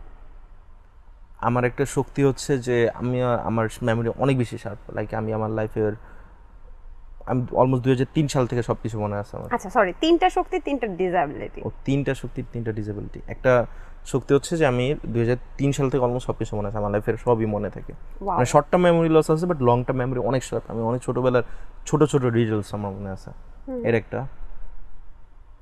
এবার কি একটা ডিসেবিলিটি বলবো এমনি যাব, মানে একটা শক্তি ডিসেবিলিটি একটা শক্তি? না না, তিনটা আগে শক্তি বলেন। আরেকটা স্ট্রেংথ হচ্ছে আমি অনেক গুড অবজার্ভার আর কি, আমি না চাইতে অনেক কিছু অবজার্ভ করে ফেলি, মানে দেখতে থাকি, অবজার্ভ করি চারপাশে। এটা আরেকটা হচ্ছে আমার কনফিডেন্স অনেক বেশি, মানে এটারে একটা নেগেটিভ সাইড আছে যে মাঝে মাঝে কনফিডেন্স অনেক কম থাকে। আচ্ছা আর ডিসেবিলিটি এর ফার্স্ট এইটাই যে আমার মাঝে মাঝে এত কনফিডেন্স লো থাকে, মানে আমার বাসা থেকে বেরোতে ভয় লাগে, মনে হয় চারপাশে মানুষ আমার মেবি হার্ম করবে, মানে ই হবে, কেমন একটা ফিয়ার কাজ করতে থাকে। আর মাঝে মাঝে এত সুপিরিয়রিটি কমপ্লেক্স আসে, মানে পুরো ওয়ার্ল্ডের মধ্যে আমি বেস্ট, এমন সুপিরিয়রিটি কমপ্লেক্স কাজ করে। মানে দুইটা জিনিস একসাথে ব্রেনে টাচ করে। একটা মনে হয় যে আমি খুব ইনসিকিউর, আর মাঝে মাঝে মনে হয় যে আমি খুব বেশি পাওয়ারফুল। এটা স্ট্রেংথ, এটাই উইকনেস ফার্স্ট। সেকেন্ডটা হচ্ছে যে উইকনেস হচ্ছে যে আমি ফোকাস এখন একটু কমে গেছে আর কি, আগের মতো ফোকাস রাখতে পারি না কাজে কাজে, অনেক বেশি distracted. And third one is disability বলবো না, আমি একটু আই হ্যাভ সিজোফ্রেনিয়া আর কি, একটু। সিজোফ্রেনিয়া ভূত দেখেন? না না না, সিজোফ্রেনিয়া অ্যাকচুয়ালি ভয় লাগে আমার একটু। আমি এটা সাইকোলজিস্ট আমাকে কিছু ওষুধও দিয়েছে, এগুলো খাওয়া লাগে। সো একটু ওই মানে এটা কি হানি সিং টাইপের একটু রোগ ঠোক আছে আর কি। হানি সিং এর একটু বাইপোলার সিজোফ্রেনিয়া আছে না, ওইগুলোর কিছু লকডাউন থেকেই আর কি, গত 4-5 বছর ধরে। আচ্ছা আচ্ছা, ভেরি স্যাড টু নো। মানে এটা কি ক্লিনিক্যালি? ক্লিনিক্যালে একটা মানে সেশন হয়েছিল, সেশনের পর আমাকে একটু মেডিকেশন দেওয়া হয়েছিল, ওষুধ দেওয়া হয়েছিল, এরপর থেকে ঠিকঠাকই। কিছু মনে না করলে, যদিও এই ধরনের প্রশ্ন করাটা ঠিক হচ্ছে কিনা, মানে কি ধরনের সিজোফ্রেনিয়া আপনার হয়? আচ্ছা আমার হচ্ছে এরকম মনে হতো যে মারা যাবো যে কোনো মোমেন্টে, মানে মারা যাবো বলতে হঠাৎ করে মনে হতো যে এই মুহূর্তে মনে হয় মারা যাবো, এটা একটা ফিলিংস হতো। আর একটা হচ্ছে অনেক কিছু সত্যি না, ওইগুলা ভাবতাম সত্যি, ডেলুলু ছিল একটু, যেগুলো রিয়েলিটি। এটা একটা পজিটিভ সাইড, নেগেটিভ সাইডও আছে। যেমন এই জিনিসটা আমার সবচেয়ে হেল্প করে সিজোফ্রেনিয়া, এই সাইডটা, যে আমার কিছু রিয়েলিটি না, যেমন আমার কাছে আমার লাইফে যখন অনেক খারাপ টাইম ছিল, তখন আমার লাইফে খুব ভালো কিছু করা আমার কাছে রিয়েলিটি না, বাট ওই ইলিউশনগুলোকে রিয়েলিটি মনে হইতো আমার কাছে তখন, ওই টাইম থেকে। আবার এটার মানে ওষুধের মধ্যে থাকলে ঠিকঠাক থাকি, ওষুধের না থাকলে অনেক অবাস্তব জিনিস বাস্তব মনে হতে থাকে। ও মাই গড, মানে হেজি ম্যান এত কিছু মাথায় নিয়ে তারপর এত সুন্দর সুন্দর কন্টেন্ট দেয়, খুবই খারাপ লাগলো, খুবই খারাপ লাগলো। আমি আশা করছি যে এই ধরনের সমস্যা থেকে খুব দ্রুত ইস্যু তো অনেকের, এগুলো যারা জানে না, যেমন অনেকের ওসিডি, তারপর হচ্ছে এডিএইচডি, এই ব্যাপারগুলো কি যারা জানে না তাদের নাই অ্যাকচুয়ালি। মানে মানসিক রোগের এটারই একটা মজার বিষয় যে ধরুন আপনি জানেন না আপনার এই জিনিসগুলো আছে, তো আপনার মনে হবে এটা এক্সিস্ট করেন, আপনি যখন এটা ব্যাপারে বেশি ঘাটাঘাটি করেন, জানতে চান, তখন এই ব্যাপারটা বেশি ইফেক্ট করে। আই থিঙ্ক এটা অনেক রিলেট করতে পারবে অনেকে। একদমই। আচ্ছা, প্রেমে কখনো ছ্যাঁকা খেয়েছেন? মেবি না, হ্যাঁ না, ওরকম ভাবে তো ছ্যাঁকা ট্যাঁকা খাওয়া হয়নি, প্রেমও করা হয়নি। না না, আমি ছ্যাঁকা কাউকে দিইনি। I am honest with girls. Girls? Girls না, মানে আমি মেয়েদের সামনে অনেস্ট, মেয়েদের সাথে সবকিছু ব্যাপারে। আচ্ছা আচ্ছা, মেবি। ওকে, সো আপনি কি অপু ভাইয়ের সাথে হিংসা করেন? কেন অপু ভাইয়ের সাথে হিংসা করব? মানে অপু ভাইয়ের কি আছে যেটা আপনার? কত উপরে, কত জোস, লন্ডন টন্ডন, বিদেশ, কত জায়গায় দুবাই টুবাই ঘুরে বেড়ায়। আমি বাংলাদেশে একটা র্যান্ডম ক্রিয়েটার, আমার সাথে এত বড় মাপের মানুষের কম্পেয়ার করলে হয়? এটা যায়? অপু ভাইয়ের কি আছে যেটা আপনার নাই? অপু ভাইয়ের একটা হট চিক্স আছে, যেটা ভিডিওতে নিয়ে ভিডিও করে, মেবি এটাই নেই, আর কি আর তো সবই আছে। আপনিও তো দেখি মেয়ে নিয়ে ভিডিও করেন। আমি এই যে মানুষের এটা একটা পারসেপশন যে আমি মেয়ে নিয়ে ভিডিও করি, বা এরকম একটা অনেক শান্তি রহমান কেন ভিডিওতে থাকে অনেক টাইম, এই টাইপের একটা কথা থাকে। শান্তি খোঁজার জন্য? ভাই ইভেন্টে একসাথে দেখা হয়ে যায়, ভিডিও বানাইলে মানুষ বেশি দেখে, এটাই রিজন। শান্তি আপনার ভিডিওতে না থাকলে নাকি আপনার ভিউজ হয় না, এটা কি ব্যাপারটা এরকম না। শান্তি থাকলে অনেক বেশি মানুষ অনেক টাইমে দেখে, অনেক টাইমে হয় যে ওর সাথে ভিডিও বানাইলে অনেক বেশি অডিয়েন্সের কাছে রিচ আউট হয়, আর ব্র্যান্ডরা পছন্দ করে। বা এমনও আমার দিন গেছে, এমনও জায়গায় গেছে, আমি একটা ইভেন্টে গেছি, ইভেন্টে যে আমার বলা হয়েছে যে কন্টেন্ট ওর সাথে বানাইতে, ওই ব্র্যান্ডটাকে প্রমোট করার জন্য। তখন ব্র্যান্ডও টাকা দিতেছে, মানুষও দেখতেছে, আমি আর কি করতে পারি, what I can do. But এমন না যে আমি ওর সাথে, অনেকে বলে আমার আগের অডিয়েন্সরা বলে যে ও হেজিমেন্ট ক্রিঞ্জ হয়ে গেছে, ও শান্তির সাথে হ্যাং আউট করে বেড়ায়, ঘুরে বেড়ায়। ইটস নট লাইক দ্যাট যে আমি ওদের সাথে হ্যাং আউট করি, আমার সাথে খুব রেয়ারলি দেখাই হয় না। কিন্তু শান্তির সাথে হ্যাং আউট করলে কি ক্রিঞ্জ হয়ে যায় নাকি? না, ক্রিঞ্জ হবে না, বাট মানুষের এরকম একটা কথা আছে যে ওর সাথে হ্যাং আউট করলে ব্যাপারটা ক্রিঞ্জ, হেজি কেন হ্যাং আউট করে। বাট আমি ওর সাথে যেটা রিয়েলিটি, ব্যাপারটা হচ্ছে আমার ওর সাথে হ্যাং আউট হয় না, ওর সাথে দেখা হয় না, কথা হয় না। ওর সাথে জাস্ট ইভেন্টে যাই, দেখা হয়ে যায়, ভিডিও বানাই। এটা যখন শ্যুট হচ্ছে এর একদিন পরও আমাদের একটা ভিডিও আসতে পারে, ওটা ওই যে লাস্ট একটা ইভেন্টে দেখা হয়েছিল। সো আচ্ছা আচ্ছা, ওটা আই ক্যান ডু, ইভেন্টে ব্র্যান্ড চায় করতে হয়, এই আর কি। ব্র্যান্ড চাই বলে শান্তির সাথে করেন, নাহলে করতেন না? নাহলে করতাম না এমন না, যদি স্ক্রিপ্টে ডিমান্ড করে তাহলে তো করবোই, স্ক্রিপ্টে ডিমান্ড না করলে তাহলে জোর করে কেন করবো। বাহ, চমৎকার। আচ্ছা, আপনি একটা বিষয় বলেন তো, যে আপনি একজন ছেলে কিন্তু এত ফর্সা কেন? কি মাখেন আপনি? রূপচর্চা কিভাবে করেন? ভাই আজকে আমাকে, আমি একটু বললাম তো আমার কালো লাগতেছে দেখতে। আমি আচ্ছা, এমনি রূপচর্চা কি করেন আপনি? কি মাখেন? কিছুই মাখি না, এই সাবান হ্যান্ড ওয়াশ, এইগুলাই। হ্যান্ড ওয়াশ কি মুখে মাখেন? হ্যাঁ, ক্রিটিক্যাল মোমেন্টে তো হ্যান্ড ওয়াশ দিয়ে মুখ ধোয়া লাগে, ধরেন হুট করে। হ্যান্ড ওয়াশ দিয়ে মানুষ হাত ধোয়। লজিক্যালি দেখেন, কেমিস্ট্রি পড়লে আপনি যেমন ক্ষার থাকে, ক্ষার দিয়েই তো আপনার স্কিন পরিষ্কার হয়। সো হ্যান্ড ওয়াশেও ক্ষার থাকে, সো ক্ষার দিয়ে আপনি মুখও ওয়াশ করতে পারবেন, it's not a big deal. আর এমনিতে এই যে ফর্সা বা নিজে ত্বক সৌন্দর্য ধরে রাখার জন্য কি করেন? এটার জন্য আমি কিছুই করি না, আমার করা উচিত, আমি কিছু করতেছি না। এটার জন্য ওই যে অ্যাস্ট্রোনহলের মতো আইসড ওয়াটারে মুখ ভিজা রাখা উচিত, এটা করলে আই থিংক। চুলের যত্ন কিভাবে নেন? চুলের যত্ন নিচ্ছিলাম, আমার চুল অনেক পাতলা, ফেসও ডার্ক হয়ে গেছে, চুলও এখন হয়ে গেছে। I will work on that, definitely I will work on that. Okay, আচ্ছা, বিডি ইমরানের বডিগার্ড আছে, সো এটা নিয়ে কি আপনি জেলাস করেন? বিডি ইমরানের বডিগার্ড আছে? হ্যাঁ, আপনার কন্টেন্টের মাধ্যমে জানছি আমরা। I don't know man, so weird. Or bodyguard ওরে কার থেকে গার্ড দেয়, এটা আমার জানার ইচ্ছা। উনি কি হার্ম ক্যান করবে, কি হার্ম করবে? উনি একজন লয়ার। হ্যাঁ, BD Imran lawyer? Yes, BD Imran lawyer. আপনার ল সম্পর্কিত যত সমস্যা আছে আপনি ওনা থেকে সমাধান নিতে পারেন। বিডি ইমরান উনি ল পাস করেছে সম্প্রতি, আপনি জানেন না? না। হি ইজ আ লয়ার, এবং শুধু তাই না, আমি যতটুকু জানি উনি এখন প্র্যাকটিসও শুরু করছেন মনে হয়, এরকম কিছু। কি সেলুনের পাশাপাশি এটাই করতেছে? হ্যাঁ। সো নাকি তার সেলুনে বসে এসে ল প্র্যাকটিস করে? কোনটা? ধরেন আপনি কোনো বিপদে পড়লেন, আপনি কি লয়ার হিসেবে বিডি ইমরানকে হায়ার করবেন? না। কেন করব না? চুল কাটানোর দরকার হলে যেতে পারি, লয়ার হিসেবে করবো কিনা জানি না। ওকে, বিডি ইমরানের কি আছে যেটা আপনার নাই? বিডি ইমরানের স্যান্ডিশা আছে, ওইটা আমার নাই, আর থাকার দরকারও নাই। স্যান্ডিশার সাথে অনেক ক্লোজ দেখছিলাম, এগুলো খুব disturbing man, way to disturbing. আচ্ছা, এফকে এর সাথে আপনার কি শত্রুতা? এফকে সাথে শত্রুতা কেন হবে, তো ফ্রেন্ড। হ্যাঁ। আচ্ছা, এফকে আপনাকে আদর করে কোন গিফটটা দিয়েছে? এফকে আমাকে কোনো গিফটই কখনো দেয় না। আপনি কি দিয়েছেন? আমি ওকে কি দিছিলাম, ও একদিন হচ্ছে চিকেন স্টিক খাওয়াইছিলাম। ফ্রেন্ডকে চিকেন স্টিক খাওয়াইছেন, সেটা এখনো মনে রাখছেন? হ্যাঁ, আর তো কিছু দেই নেই ওরে, তো মনে পড়তেছে না। একটু আগে বলছিলাম কিন্তু আমার একটা ভালো সাইড হচ্ছে আমার সব মনে থাকে, তো এটাই মনে আছে। ঠিক আছে, আপনার কাছ থেকে কোনো কন্টেন্ট ক্রিয়েটর টাকা ধার নিচ্ছে কিন্তু দেয় নাই, এমন হয়েছে? কন্টেন্ট ক্রিয়েটর টাকা ধার নিছে? আমরা যাকে চিনি এরকম, বা আপনার এক্স গার্লফ্রেন্ড আপনার থেকে টাকা ধার নিছে, এরকম হয়েছে? না, আমার থেকে কোনো কন্টেন্ট ক্রিয়েটর টাকা আপনি কাউকে টাকা ধার দেন নাই? দেই, বাট কন্টেন্ট ক্রিয়েটর কেউ নেয় না এখনো। আচ্ছা, আপনি যেহেতু সামনে বিয়ে শাদী করবেন, সো একজন মেয়েকে একটু জানান, যে মেয়েরা যারা আপনাকে পছন্দ করে তাদেরকে জানান যে আপনার মধ্যে কি কি আছে যার কারণে আসলে মেয়েরা আপনাকে বিয়ে করবে, বা আপনি কেমন মেয়ে happy in your life, I will spread happiness in your life, that's it, এইটাই। ওয়াও। আর আপনি কেমন মেয়ে পছন্দ করেন? আমি কেমন মেয়ে পছন্দ করি? লম্বা? আমি নিজেও তত লম্বা না, আমি কেন লম্বা মেয়ে পছন্দ করব? আচ্ছা, আমি এই তো লড়কি হোনি চাই আর জিন্দা হোনি চাই। বাংলা বলেন। মানে মেয়ে হইতে হবে আর জীবিত হইতে হবে, এটাই তো, আর কি চাওয়া পাওয়া। নিঃশ্বাস নিলেই হবে? হ্যাঁ, নিঃশ্বাস নিতে আর কোনো হবে। ক্রাইটেরিয়া নাই? হোক একটা কপালে, এই তো। মানে আপনি মিমটা দেখেন না যে আপনার কিরকম মেয়ে পছন্দ, লাড়কি সেটা হোনি তো চাই একটা সময় মেয়েরা অনেক চুজ করে, যখন ক্লাস 7 এ থাকে, না এটা ভালো লাগে না, 10 এ থাকলে ওকে পাত্তা আমার দেব ভাই, না। আমার তারপর মেয়েরা যখন গ্রাজুয়েশন পাস করে তখন বলে ভাই নিঃশ্বাস নিলেই হবে। আমার ওরকম নিঃশ্বাস নিলে হবে, আমার ওরকম চাওয়া পাওয়া প্রবলেম নাই। আচ্ছা, তাহলে যদি ডাক্তার সাবরিনা অথবা লায়লা আপনাকে প্রপোজ করে, আপনি কি করবেন? আমি ফার্স্ট অফ অল যেটা করব সেটাকে রিজেক্ট বলে। কি করে? ডক্টর সাবরিনা প্রপোজ করলে অবশ্যই রিজেক্ট করব। আচ্ছা, আর লায়লা প্রপোজ করলে? লাইলা প্রপোজ করলে আই থিংক ও তো অনেক কি যেন দেয়, মামুনকে গাড়ি টাড়ি দেয়, সো ইয়া, গাড়ি কিনে নিব। কি করবেন? গাড়ি কিনে নিব।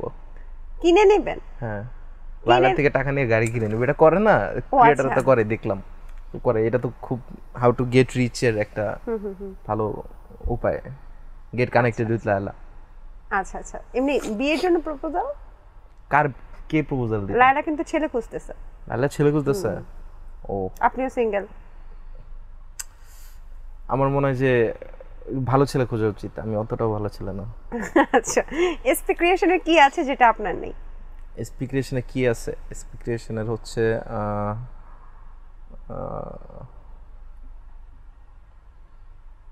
গরুর খামার আছে, যেটা আমার নেই। এসপি গরুর বিজনেস আছে, তোর খামার আছে তো। আচ্ছা, কাফি ভাইয়ের কি আছে যেটা আপনার নাই? কাফির কি আছে আমার নাই?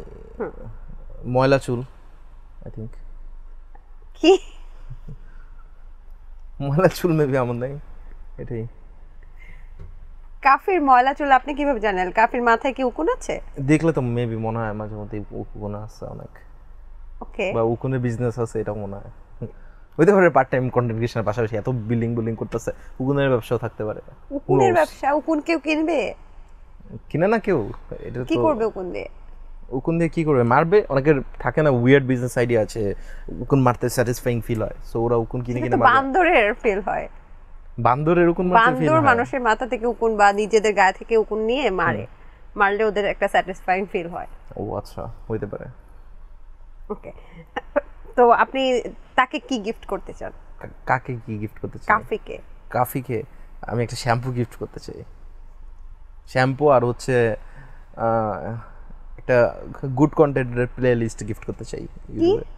গুড কন্টেন্টের প্লে লিস্ট। কাফি ভাইয়ের কি গুড কন্টেন্ট নাই তাই বলছেন? না, গুড কন্টেন্ট আছে তো, বাট ওই যে একটু মাঝে মধ্যে একটু আরেকটু ভালো একটু কন্টেন্ট বানাইলো, এই জন্য একটা প্লে লিস্ট গিফট করতাম।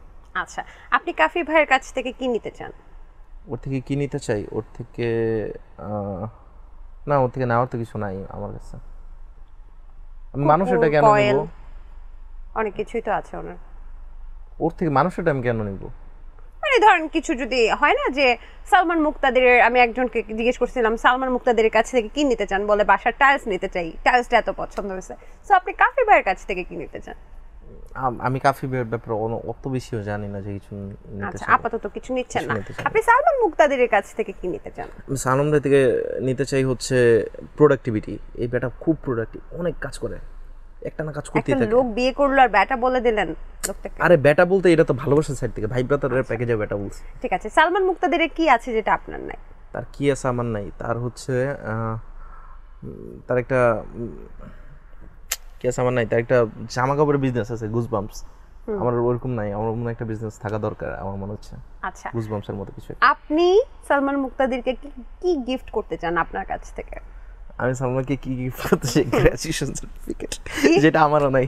Graduation certificate? হ্যাঁ, এটা তো কন্টেন্টে বলছি। তাদের কি গ্র্যাজুয়েশন সার্টিফিকেট, মানে উনি গ্র্যাজুয়েটেড না? এটা তো বলছিলাম একটা ভিডিওতে, ভিডিও যোগ করে বলছি। মানে আমারও নাই, আমি কেমনে গিফট করবো আজও? আপনি গ্র্যাজুয়েশন পাস করেন? না, আমি করি নাই। আচ্ছা, এই ব্যাপারে আমরা একটু পরে জানছি। যাই হোক, আমরা শান্তি রহমানের কাছে আসি। শান্তি রহমানকে আপনি কি গিফট করতে চান?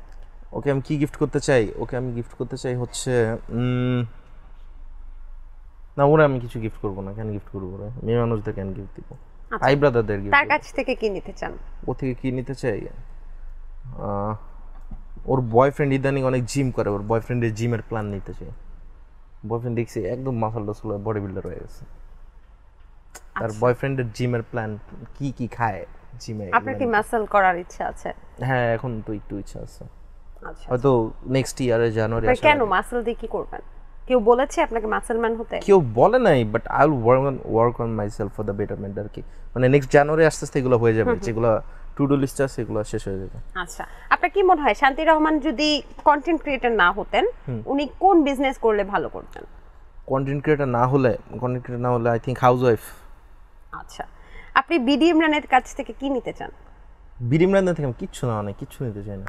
কিছু নিতে চান না? একদমই না। আচ্ছা, মামুনের কি আছে যেটা আপনার নেই? বিএমডব্লিউ আছে ওর, আমার গাড়ি নেই। ওকে, আপনি কি গিফট করতে চান তাকে? ওকে গিফট করতে চাই হচ্ছে আমি ওরে কিছু গিফট করবো না, কেন গিফট করবো? আচ্ছা, রাকিন আফসারে কি আছে যেটা আপনার নেই?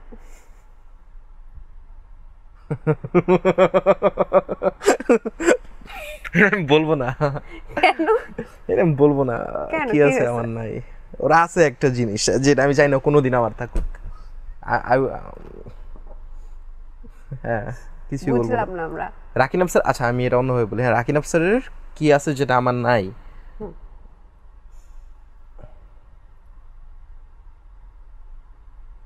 ওর যা আছে সবই আছে, ওই যে একটা বিষয় বাদে।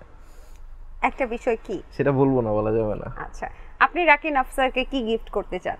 আমি রাকিন আফসারকে গিফট করতে চাই হচ্ছে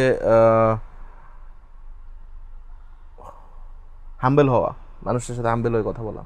কেন, আপনার সাথে কি খারাপ ব্যবহার করেছে? আমার সাথে বলা নাই, বাট আমার মনে হচ্ছে ইটস নট হাম্বল এনাফ।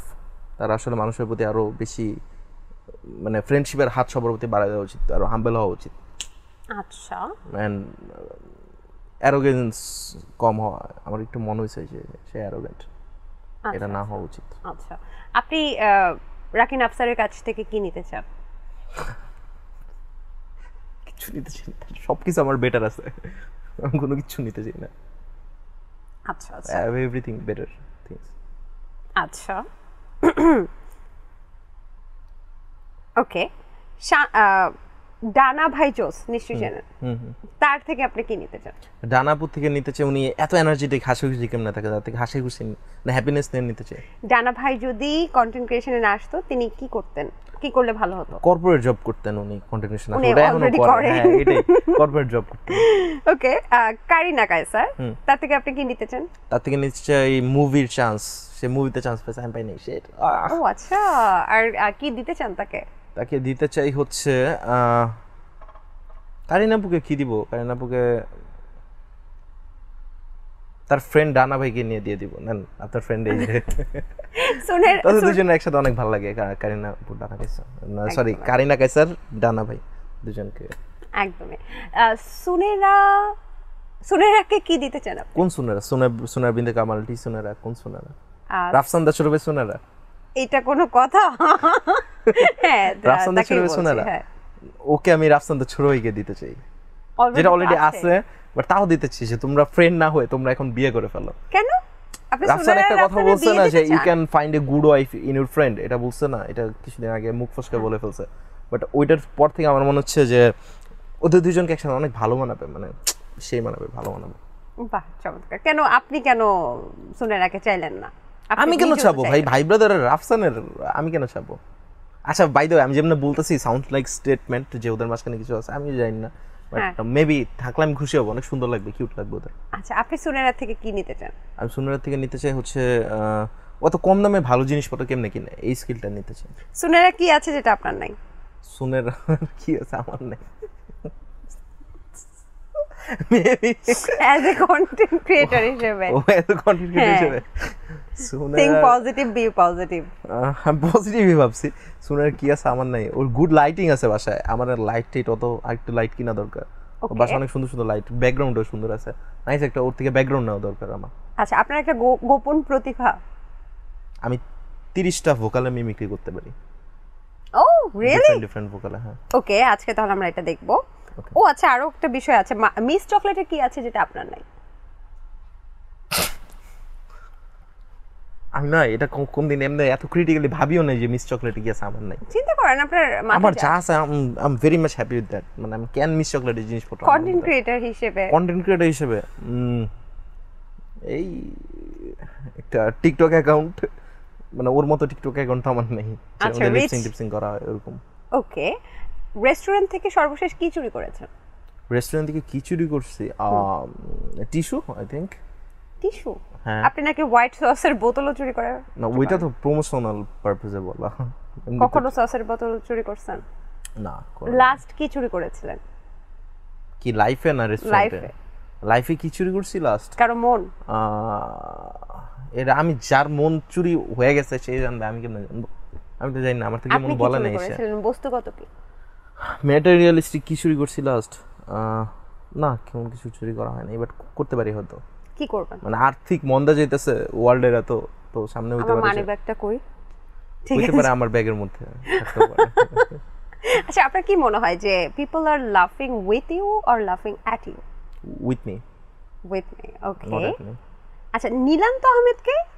আমারই একটা নাম। আপনার নাম কয়টা? আপনি কি এইসব ফেক নামে মানুষের সাথে প্রেম করেন? না, আমার মানে পুরোপুরি দুইটা নাম, শাহাদাত আহমেদ শিফাত, নীলান্ত আহমেদ শিফাত। শিফাত অ্যাকচুয়ালি আমার নাম। এই দুইটা। একটা মানুষের দুইটা নাম হয় কিভাবে? ভোটার আইডি কার্ডে দুইটা মানে রাখে না আত্মীয়স্বজনরা, রাখে না যে খালামুনি একটা রাখে, আব্বু একটা রাখে, ওরকম নাম আর কি। লাইক ভোটার আইডি কার্ডের নাম শাহাদাত আহমেদ শিফাত। ও, আপনি যেভাবে বললেন 2-3টা বিয়ে করেছেন, আমি ভাবলাম যে এক এক নামে এক একটা কাবিন করছেন কিনা। এরকম না, এরকম না। 2-3টা কই নাই, 6-7টা করছি। কি বলেন মিথ্যা কথা? 6-7টা? হ্যাঁ। এত বউ পালেন কিভাবে? কন্টেন্ট ক্রিয়েশনের মাধ্যমে? না, কন্টেন্ট ক্রিয়েশনে না, ওই যে আমি বললাম না হ্যাপিনেস স্প্রেড করি, হ্যাপিনেসের মাধ্যমে বউ পালি। ওকে, তো 7 বউ বিয়ে করার কৌশল কি? 7 বউ বিয়ে করার কৌশল হচ্ছে, আমরা তো ওই অমিতাভ রেজার সিরিজের প্রমোশন করে ফেলতেছি। মোশারফ করিমের একটা সিরিজ বেরোচ্ছে না, এটা কালকে রাতে দেখতে নিয়েছিলাম, ঘুমাই গেছি আমি দেখতে দেখতে। ও আচ্ছা, ঘুম চলে আসছে। পরে মনে হচ্ছে সকালে ইন্টারভিউ। কৌশলটা কি? কিসের কৌশল? 7 বউ বিয়ে করার। এটা আমি জানি না, যে করছে সে বলতে পারবে। ওকে, মীরা জাফরিদের কি আছে যেটা আপনার নাই? মীরা জাফরি কি আছে আমার নাই? ওর তো দুইটা বিয়ে করছে না, এরকম কিছু একটা হয়তো। ওরকম 2টা বোন নাই তো আমার। ওকে, আপনার তো 7টা আছে। হ্যাঁ 7টা আছে, 2টা নাই। সো আমরা এখন একটা মিমিক্রিতে যাই। আপনি অনেক মিমিক্রি করতে পারেন বললেন। একসাথে কতগুলো ভয়েস? 30টার মতো। 30টা? সো আমরা দেখি কয়েকটা। আচ্ছা ওকে। আপনি ফার্স্টে ওইটা দিয়ে শুরু করেন। হ্যাঁ, আপনি অগেন দ্য ককরোচেস কার্টুনটা দেখছেন কখনো? কখনো দেখেন নাই? তাইলে এটার কনটেক্সট আপনি কেমনে জানেন? আচ্ছা, সমস্যা নাই, আমরা যারা দেখেছি একটা কার্টুন আছে অগেন দ্য ককরোচেস, ওইটা এমনি শুরু হয়েছে, आज का मौसम है सुहाना और ऑगी को है चट्टी सुखाना अच्छा है। তারপর অগি এমনি বলে, ए भैया आज असलाफ चट्टी सुखाना, ए ओलिविया मुझे तुमसे प्यार है ओलिविया, ए जैक बोला, ओए ऑगी मेरे भाई तोड़ दूंगा बोल दूंगा, ये थाई किलो का हाथ है पापा। तब कॉकरोच बोला, अरे बाबा ये खाना इसको उठा लो रे बाबा। আরেকটা ককরোচ बोला, ओए वीरू हमला बोल दिया डोंट एंग्री मी, मैं हूँ खिलाड़ियों का खिलाड़ी। वो बोले, आओ डॉक्टर चिकर इधर देखो डॉक्टर चिकर आओ। Oh my god this place is mind blowing fantastic and beautiful. I am Hrithik Roshan आला यारू मैं आ रहा हूँ माँ, मैं आ रहा हूँ, ये दुनिया बहुत गर्म है माँ, बॉन बीटा आला। এরপর শাহরুখ খান। হ্যাঁ, শাহরুখ খান যদি বাংলায় কথা বলতো? শাহরুখ খান বাংলায় কেমন বলতো? ধরেন আমাকে কিছু একটা বলো। ए समृद्धि कोई धंधा छोटा नहीं होता और धंधों से बड़ा कोई धर्म नहीं होता। আমি হিন্দি বুঝি না। ও হিন্দি বুঝেন না? ওই কারণে আপনি অগি দেখেন না, তো অগি দেখার কথা। বাংলা বলেন। হে সমৃদ্ধি কোনো ধান্দা ছোট হয় না আর ধান্দার থেকে কোনো বড় ধর্ম হয় না। আমি এটাই বলে, এটা ধান্দা মিন্স বিজনেস আর কি, এটা ওই মুভির মধ্যে এটা বলে আর কি। তারপর আমার না সালমান খানের একটা ডায়লগ ছিল, ওটা ভুলে গেছি, ওটা আমার মনে আসতেছে না। আচ্ছা, ইসেরটাই যে একটা বাইরে যখন রাস্তায় হেঁটে যান, হকাররা সেল করেন এনার্জি বাল্ব, 300 টাকার এনার্জি বাল্ব পাচ্ছেন মাত্র 100 টাকায়, শুধুমাত্র কোম্পানি প্রচারের জন্য পাচ্ছেন 70% ডিসকাউন্টে। এটা পারি একটু, ওই যে ইঁদুর মারে জায়গায় জায়গায়, ইঁদুর মারেরটা পারি, এনার্জি বাল্বেরটা পারি আর কি। ওটা পারেন? আমার একটা ভিডিও আছে আর কি, অ্যাকচুয়ালি ওই যে ক্রিম বিক্রি করেন রাস্তায়, যে ক্রিম বিক্রি করে, ক্রিম বিক্রিটা তো জানি না আমি, কি ডায়লগটা জানি না। ইঁদুর মারে, চিকা মারে, তেলা পোকা মারে, ছাড় পোকা মারে, মাথার উকুন মারে, পিঁপড়া মারে। Now I can clearly understand যে এটা আপনার part time business. What? No, never. Anyways, অনন্ত চলেন। ওই যে হার্ট বের করে বলে, দেখেছো এটা আমার হৃদয়। না, ওর একটা ডায়লগ আমার অনেক মজা লাগে, যে আয় হ্যাঁ আমি তো রোজা। আমি একটা মিম দেখছি বুঝছেন, ও বলে কি আয় হ্যাঁ আমি তো রোজা, পরে সিনে তাহসানের সাথে ওর বিয়ের পিকচার মানে এডিট করে আনন্দ জেলা তাহসান, আলো আলো আমি কখনো রোজা বলছে না, তাহসানের ওয়াইফের নাম রোজা না, এই কারণে বলে হাই হাই আমি তো রোজা, পরে সিন হচ্ছে তাসানা রোড একসাথে পিকচার। আচ্ছা, যদি আপনাকে তৌহিদ আফ্রিদিকে কপি করতে বলা হয় তাহলে কিভাবে করবেন? তৌহিদ আফ্রিদি তো ওরকম কোনো ডায়লগ না কপি করার মতো। কেন হোয়াটসঅ্যাপ গাইস দিয়ে শুরু করে এগুলো বলে না, মানে ওরকম কোনো নাই। রাফসানদার ছোট ভাই ক্রিয়েটরদের তো ওরকম ভোকালে মিমিক্রি পারি না, বাট হয়তো প্যারোডিস করা যাবে। প্যারোডিটা রাফসান জানি কি বলা? Hello guys, this is Rafsan the showroom, welcome to new vlog juicy spicy dinner. তো টিসুনেরা এগুলো তো বলে। Today we are going to make a video with my friend. তাছাড়া তো সব জায়গায় বলে না মাই ফ্রেন্ড, এটা বলে বিয়ে। ভাই ওই ঈদের দিনও টিসুনেরার সাথে ভিডিও করছো, wow so cute, so sweet, I love this guy. আমার অ্যাকচুয়ালি ভালো লাগে ওর। হিংসা লাগে? না না আমার অনেক ভালো লাগে রাফসান। আমার জায়েদ খানের মিমিক্রি পারেন? জায়েদ খান আমি মিমিক্রি করি না, আমার পরিচিত ভাই শুনি পারে। কি যেন বলে জায়েদ খান, কেন বলবো না। ওবায়দুল কাদের পারি। She has made us stand taller. She has made us flying. আপা বলেছিল আপা টুপ করে ফিরে আসবে, এরকম আর কি কিছুটা। যদি ফিরে আসে কি করবেন? আবার ফিরে আসা বলো। ওকে সো আমরা আর কোনো মিমিক্রি পারেন? আর আমার না অ্যাকচুয়ালি নামগুলো মনে আসতেছে না, মানে আমার ওই যে একটা বলে আমার একটা ভিডিও বের করলেই হবে, যারা এটা দেখতেছে তারা জানবে যে আই 30 ভয়েস মিমিক্রি এরকম টাইটেলে আমার পেজে একটা ভিডিও আছে, বা পেজে প্লে লিস্ট করা আছে, ওইখানে একসাথে 30টা সবগুলোর প্রোগ্রাম আছে। আপনার কণ্ঠে লিচুর বাগান গানটা শুনতে চাই।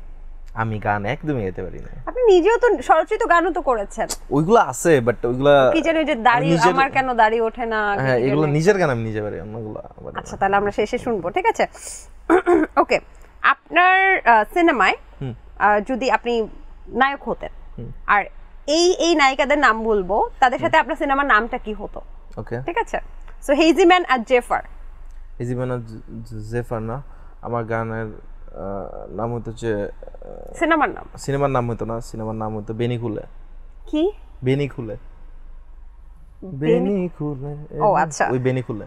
অপু বিশ্বাস আর আমার সিনেমা হলে নাম হতো যে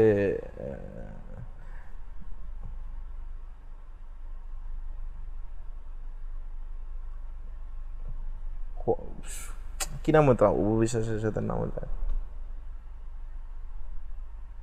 জানি না। নাম দিতে পারতেছেন না? অপু বিশ্বাসের সাথে আমার সিনেমা হলে না, অপু বিশ্বাসের সাথে আমার সিনেমা হলে নাম হতো যে আমার সন্তান, এমন কিছু একটা। আমার মুভির নাম এরকম হতো, মানে ও অনেক ছেলে কিনে অনেক পোস্ট করে না, এই জন্য আর কি মুভির নাম আমার সন্তান। বুবলি যদি নায়িকা হতো? বুবলি নায়িকা হলে মুভির নাম হতো মেবি জঙ্গলি 2। আচ্ছা, যদি ফারিনের সাথে তাসনিয়া ফারিনের সাথে আপনার সিনেমা হলে হতো কোন একটা বাগান হতে পারে, বাগানে সাবিলা। তো ও সরি, ওটা তো সাবিলা। ও মাই গড, ও তাসনিয়া ফারিনের জানি কোনটা আকাশে লক্ষ্য তার এই গানটা না। তাহলে হচ্ছে আমার মুভির নাম হতো যে আকাশেতে অনেক চাঁদ, এরকম কিছু। ওকে ওকে, আচ্ছা এনিওয়েজ আমরা যতটুকু জানি যে আপনি একেবারে শুরু থেকে 10,000 টাকার মোবাইল দিয়ে আপনার কন্টেন্ট ক্রিয়েশন শুরু করেন। হ্যাঁ এরকমই কিছু। এবং আমরা প্রথমে বলছিলাম যে আমরা এমন ভাবে হেজিম্যানকে জানবো যেটা আসলে আগে কেউ জানেন না। আমি মনে খুব অল্প কিছুটা জানি যে খুব স্ট্রাগলের মধ্য দিয়ে আপনার একেবারে শুরুটা কেটেছিল। আমরা কি সেই গল্পগুলো ব্যাপারটা এরকম ছিল যে আমার এইচএসসির পর আমার তো সবকিছুতে, মানে আমি ছোটবেলা থেকে অনেক গুড স্টুডেন্ট ছিলাম, মানে ছোটবেলা থেকে আমার এরকম ইচ্ছা ছিল যে আমার কোনো কিছু ক্রিয়েট করতে ভালো লাগতো, লেখালেখি করতে, মানে নতুন কিছু বানাইতে এই টাইপের ভালো লাগতো। মানে আপনার বেড়ে ওঠা থেকে যদি একটু শুনতে চাই, কোথায় বেড়ে উঠেছেন? আমার ছোটবেলা থেকে মোস্ট অফ দ্য টাইম 4 দেয়ালের মাঝখানে বেড়ে ওঠা, মানে আমার ব্যাপারটা এটা বলার কারণ কি, আমি আমার লাইফে কোনোদিন ক্রিকেট খেলিনি, একদিনও বলতে পারবো না যে ক্রিকেট ফুটবল খেলছি, একটা দিনও না। তো বড় হওয়ার পরে ফ্রেন্ডদের সাথে কোনো ইভেন্ট এগুলোতে খেলা হয়েছে, বাট ওই ছোটবেলা খেলার জন্য খেলা না, এটা খেলা নেই। ছোটবেলা থেকে আব্বু আম্মু বাসার মধ্যেই রাখছে, আর আমার ছোটবেলা থেকে বইয়ের সাথে কাটছে আর কি। আমি খুব বেশি বই পড়তাম, অনেক নার্ড টাইপের ছেলেমেয়ে থাকে না যারা বইয়ের বাইরে কোনো ওয়ার্ল্ডের কিছু বোঝে না, তো ওইরকম আমি একটা ছেলে ছিলাম যে ছোটবেলা থেকে আমার শুধু বইয়ের চারপাশে বেড়ে ওঠা। বাট হচ্ছে আমার আব্বু যখন, আব্বুর অফিস পাকিস্তানে ছিল, আব্বু তো ব্র্যাকে জব করে, সো ব্র্যাকের পাকিস্তানে ছিল যখন, তখন আমাদের বাসায় একটা ল্যাপটপ ছিল, ল্যাপটপে একটা 2G মডেম ছিল। ওই মডেমে আমরা হচ্ছে তখন আমি ফার্স্ট ইন্টারনেট অ্যাক্সেস করতে পারি, এটা মানে 10-11 দিকে। সো তখন যখন অ্যাক্সেস করতে পারি তখন আই ইউজ টু ওয়াচ নিগাই একজন কন্টেন্ট ক্রিয়েটার আছে, সালমান ভাইও তারে দেখেই ইন্সপায়ার্ড আর কি ভিডিওতে, আমারও ছোটোবেলার তারই দেখা। ও তখন নিগাইগা তখন ওয়ার্ল্ডের নাম্বার 1 ইউটিউবার ছিল। তারপর পিউডিপাই আসলো, পিউডিপাই ওরে ক্রস করলো, মিস্টার বিস্ট অনেক পরে আসেন। যখন পিউডিপাই আসলো ওই টাইম থেকে আমার ছোটোবেলা থেকে কন্টেন্ট কনজিউম করা আর কি। আমি 2011 সালে একটা এমনি মোবাইলে করা একটা ভিডিও আমি আপলোড দিয়েছিলাম। সেকেন্ড ভিডিও আপলোড দেয় 2015-র দিকে। অ্যান্ড তখন শর্ট ফিল্ম টাইপের করতাম 15-16 সালে, মানে কিছু তখন তো মনে হয় সালমান মুক্তাদির ওনারা বাংলাদেশে কাজ করতো। হ্যাঁ তখন আমি মানে আমরা ফ্রেন্ডরা মানে ফোন দিয়ে কোনো রকম শর্ট ফিল্ম টাইপের এগুলো আপলোড দেওয়া হতো, মানে নাথিং ওরকম সিরিয়াস বা একদম ভালো মতো ওয়েল প্রডিউস ইউটিউব কন্টেন্ট এরকম না, মানে টুকটাক কিছু একটা শ্যুট করলাম করে আপলোড দেয় এই টাইপের ভিডিওগুলো। 18-19-এর দিকে মানে আমি কয়েকটা অ্যাকচুয়ালি একটু এফোর্ট দিয়ে বানাইছিলাম কয়েকটা 18-19-এর দিকে। অ্যান্ড হিজিম্যানের শুরুটাই যে 19 থেকে 18 শেষের দিকে বা 19 থেকে ওই টাইমে, তখন থেকে আমি হিজিম্যান এই পেজ কন্টেন্ট এগুলা বা ইউটিউব চ্যানেল এগুলো নিয়ে কাজ শুরু করি। সো ওই টাইমে আমার এইচএসসি শেষ হওয়ার পরে আমি তার কিছুদিন পরপরই লকডাউন চলে আসে। লকডাউনের মধ্যে গ্রামে চলে গেলাম। গ্রামের থেকে তখন আব্বুর অফিস চাঁদপুর ছিল, চাঁদপুরে ছিলাম কিছুদিন। চাঁদপুরে থাকার পর যখন ঢাকায় ব্যাক করলাম, ঢাকায় ব্যাক করার টাইমে আব্বুর কথা হচ্ছে, আব্বু তো ঢাকা ইউনিভার্সিটির স্টুডেন্ট ছিল, তো আব্বুর কথা হচ্ছে তোমার দাদু কোনো পড়াশোনা করে নাই, কিছু করে নাই, ওইখান থেকে আমি ঢাকা ইউনিভার্সিটিতে পড়াশোনা করছি, তুমি আমার ছেলে তোমাদের বইটা পড়াশোনা করা উচিত, তুমি তো বইটা পড়াশোনা করো সায়েন্স ব্যাকগ্রাউন্ডে সব কিছু A+, GPA 5, তো আমার তো আব্বুর ইচ্ছা বুয়েটে বা মেডিকেলে যাওয়া উচিত, আব্বু রেটিনায় ভর্তি করাতে চাইতেছে, উদ্ভাসে ভর্তি করাতে চাইতেছে। আর তখন আমার কথা হচ্ছে না, আমি মানে আমার ক্রিয়েট করতে ভালো লাগে, ফিল্ম মেকিং ভালো লাগে, কন্টেন্ট বানাইতে ভালো লাগে, সো আমি তো কিছু বানাবো, মানে ক্রিয়েটিভ সেক্টরে যাবো। আব্বুর কথা হচ্ছে তুমি ইউনিভার্সিটিতে পড়ে পাশাপাশি করলে করো, বাট আমার ইচ্ছা ছিল যে ফুল ফোকাস করা। তো এটার জন্য বাসা থেকে চলে আসে আর কি, এমন না রাগটাগ করে আসে এমন কিছু না, নর্মালি চলে আসে। বাট মানে কত সালে এটা লকডাউনের পর 20-21-এর দিকে, 20-এর শেষের দিকে বা 21-এর শুরুর দিকে এরকম আর কি। তখন ঢাকা চলে আসে, ঢাকায় এসে তখন ফার্স্ট একটা ভিডিও এডিটিংয়ের জব নেই, মানে তখন হচ্ছে আমি বাসায় এটা প্রুফ করতে চেয়েছিলাম যে বাসা থেকে আমি কোনো কিছু না এনে আব্বুর সাপোর্ট। আব্বুর কথা হচ্ছে তুমি যদি করো তাহলে ইউনিভার্সিটি কন্টিনিউ করো, পড়াশোনাই করো, পরে যে তুমি ইউটিউবিং করলা ফিউচারে জব টব এগুলো পাওয়ার পরে। আমার কথা হচ্ছে না, ওইটা আমার পুরো কনসেন্ট্রেশন ফোকাস সব অন্যদিকে চলে যাবে, I want to do this thing, এটাই করবো একমাত্র। আসলাম ঢাকায়, এসে ফার্স্ট একটা জবে ঢুকলাম। জবে ঢুকার পর ওইটা ছিল যে এরকম থাকে না নর্মাল IPTV টাইপের থাকে না র্যান্ডম ইউটিউব চ্যানেল, ওই জায়গায় একটা ভিডিও এডিটর হিসেবে ঢুকলাম। তখন তত ভালো এডিটও পারতাম না, টুকটাক এডিট পারি, এই জন্য খুব এন্ট্রি লেভেলের একটা জব, 12,000 টাকা। তো ওই অফিসে আমরা 3 জন। আপনি এখানে এসে থাকলেন কোথায়?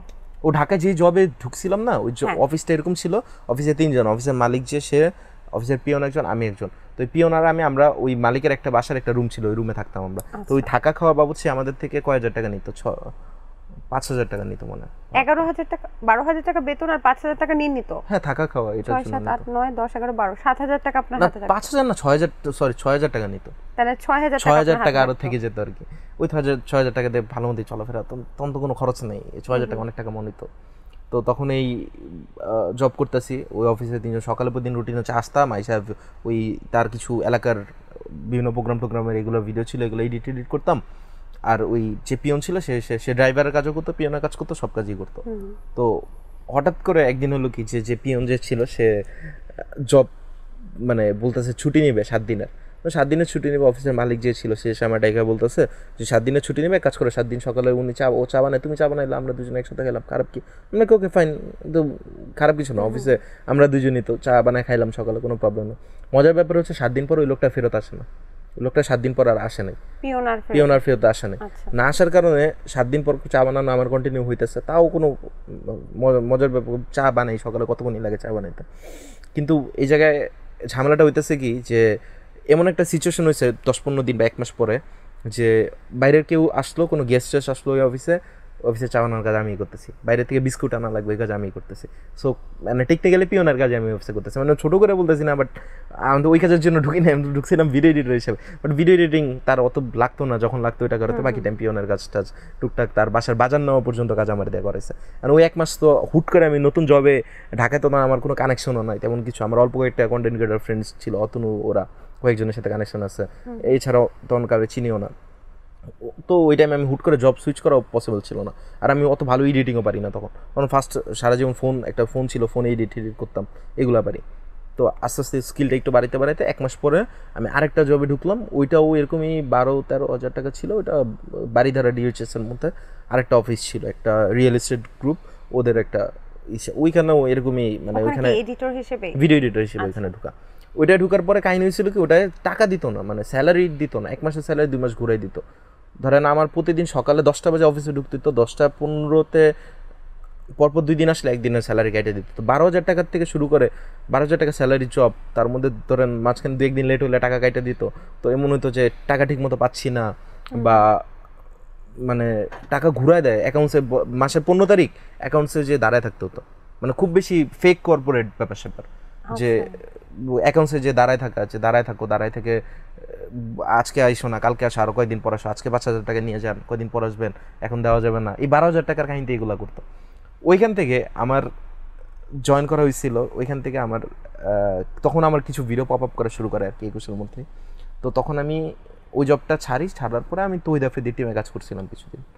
আচ্ছা, এই যে ভিডিও এডিটিং একটু থামিয়ে দিই, ভিডিও এডিটিং যখন করছেন তখন তো আপনি পিসিতে ভিডিও এডিটিং করছেন, অফিসেরটা পিসিতে করতেছি, আমার নিজের তো করার কিছু নাই, আমার নিজের কোনো পিসি কিছু নাই। সফটওয়্যার ব্যবহার করতেন? প্রিমিয়ার প্রো ইউজ করতাম অফিসে, হ্যাঁ প্রিমিয়ার প্রো। আচ্ছা, তারপরে নিজের ফোন কি দামি ফোন ছিল? না, একটা নরমাল 10,000 টাকার ফোন ছিল, ওইটা দিয়ে মানে আচ্ছা ওইটা দিয়ে আমি কেমনে ভিডিও বানাইতাম। তো এমন দিন যেত যে অডিও রেকর্ড করে, ভিডিও তো ক্যামেরা অনেক খারাপ কোয়ালিটি, তো এখন আমি অডিও ভয়েস রেকর্ড করতাম, ভয়েস রেকর্ড করে ওইটার উপরে অ্যানিমেশন করে ভিডিও বানাইতাম। কারণ আমি তো থাকতাম হচ্ছে একটা শেয়ার করা বাসায়, মানে ওই সেকেন্ড জবে যখন সুইচ করি তখন একটা কাইন্ড অফ ম্যাসের মতো জায়গায় থাকতাম। তো আমার রুমে আরও 4-5 জন থাকতো, ওরা তো সবসময় কথা বলতো, রুমের মধ্যে ভয়েস রেকর্ড করারও কোনো সিস্টেম নেই। আর একটা তখন থাকতাম মিরপুরে, একটা খুব বেশি কোলাহলপূর্ণ এরিয়াতে, মিরপুর 10-এর ওইদিকে একটা রুমে 4-5 জন? 4-5 জন থাকতো, হ্যাঁ 4-5 জন। কত বড় রুম? কত বড় রুম? বেশি বড় রুম না, ছোট রুমই, মানে ছোট বেড করে 4-5 জনের মতো থাকতো। টাকা বাঁচাইতে হবে, 12,000 টাকা স্যালারির মধ্যে জব করে আর কেমনি, মানে কেমনে শেয়ার করা থাকে। রুম ভাড়া কত ছিল? 2-2,500 টাকার মতো ছিল। আচ্ছা, আর খাওয়া দাওয়া বাইরে করতাম, বাইরে যখন হোটেলে। এই সময়টা পরিবার কিছু বলতো না? যে জানতোই না, বাসায় জানে নাকি এগুলা? বাসায় জানে যে, বাসায় কি জানতো? বাসায় জানে যে ভিডিও বানাইতেছি, পাশাপাশি একটা জব টব করতেছি, ভালোই আছি, এটা জানে। তো এখন বাসায় বললে তো বলতো, বাসায় যদি একদিনের জন্য জানতো তখন তো সাথে বাসায় নিয়ে যেত, এগুলো তো করতে দিত না। আর বাসায় গেলে তো আর ওই তাদের কথা শুনে চলা লাগতো, আমি তো নিজের ফ্রিডম মতো কিছু করতে পারতাম না। তো ওই যে ভয়েস রেকর্ড করতে হবে, ভয়েস রেকর্ড করার জন্য কোনো জায়গায় পেতেছি না, রুমের মধ্যে তো মানুষ কথা বলে, ওরা যারা আমার সাথে রুম শেয়ার করে থাকে এরকম তো আমার ফ্রেন্ডও না, পরিচিত না। একজন এমন ছিল, একজন গার্ড, সিকিউরিটি গার্ড, সে ছিল ওই রুমের মধ্যে, আরেকটা ডিফারেন্ট মানুষ। আর তাদের সামনে তো আমি অনেক কমেডি ভিডিওর ভয়েস রেকর্ড অনেক উইয়ার্ড শোনাবে, তো রেকর্ডও করতে পারবো না। তো কী করতাম আমি, আমার তো কোনো রেকর্ড করার জায়গাও নাই, কোনো বাসাও নাই, কিছু নাই, বাসা ছাদে যাওয়া এলাও না। তো ভোর 5টা বাজে বের হয়ে যেতাম বাসা থেকে, ভোর 5টা বাজে তো মিরপুরে কেউ থাকে না, 4টা-5টা আজানের পর রাস্তায় হাঁটতে ভয়েস রেকর্ড করে নিয়ে আসতাম, অফিসের কাজ করতাম, অফিসের কাজের মাঝখানে লুকায় অ্যানিমেশন ফোনে করতাম। অফিসের পিসিতে কাজ করা যাবে না, অফিসের পিসিতে একদিন আমার নিজের ভিডিও এডিট করতে গেছি, বলতেছে আরেকদিন করতে দেখলে চোখ থেকে বাইরে বের করে দিবে, করতে দেয়নি। পরে আর ফোনে এডিট করতেছিলাম, এটা গেল ওই অফিসের কাহিনী। তারপর হচ্ছে ওইটার পরে আমি আরেকটা মানে আফ্রিদির সাথে কিছুদিন কাজ করছিলাম, ওর হচ্ছে থাম্বনেল বানাই দিতাম, ভিডিওর অ্যানিমেশন করে দিতাম, এগুলো করতাম। তো আফ্রিদির, কিন্তু আমরা তো আফ্রিদির টিমে আপনাকে দেখি নাই কখনো। দ্যাটস দ্য ফান পার্ট আর কি, যে আমি তৈদ আফ্রিদির ক্যামেরার সামনে কোনোদিন আসতাম না।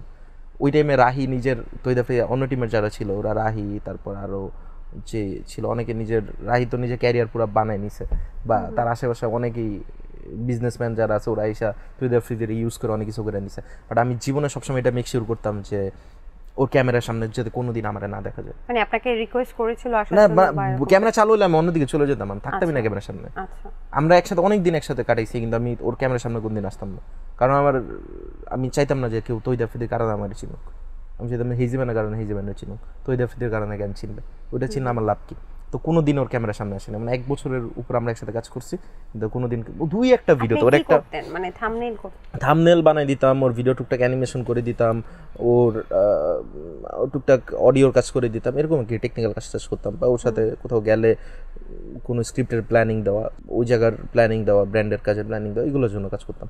তো ওর 2-1টা ভিডিওতে, যেমন একটা ঈদের ভিডিও আছে ওদের গ্রামে বরিশালে নিয়ে গেছিল, ওইখানে ভিডিওতে একটু মাঝে মধ্যে দেখা যাবে 2-1টা সিনে আমি আসি, বাট ওর ক্যামেরার সামনে আসতাম না। আফ্রিদির ওটা গেল, আফ্রিদির ওটা মানে স্যালারি 15,000 টাকা, ওটাও বেশি আগাইতে ছিল না, তো এটা দিয়ে তো হবে না। তো ওইখান থেকে সুইচ করে আরেকটা ভিডিও এডিটিংয়ের জব করতাম, ওইটা একটু ভালো জব ছিল, 25,000 25,000 টাকা স্যালারি। ওই জবে থাকা অবস্থায় সপ্তাহে একদিন ছুটি পেতাম, মাসে 4 দিন ছুটি, 4 দিনের 2 দিন নিজের ভিডিও শ্যুট করতাম, আর 2 দিন হচ্ছে গ্রামে আব্বু আম্মুর সাথে টাইম দিতাম। তো এমন করে 4 দিন ছুটি ওই জবে? মাসে 1 মাসে 4 দিন ছুটি, তো প্রতি সপ্তাহে 1 দিন ছুটি, মাসে 4 দিন ছুটি। সো আমার রুটিন এটাই ছিল যে 2 দিন অফ থাকবে, ওই অফের দিনে নিজের ভিডিও করা। সো আমি ফার্স্ট স্পন্সর পাওয়া শুরু করি, টুকটাক ভিডিও বানানো, মানে রেগুলার। তো তখন অনেকে, তো মোটামুটি তখন আমি অনেকেই চিনি, 1 লাখের মতো ফলোয়ার হয়ে গেছে।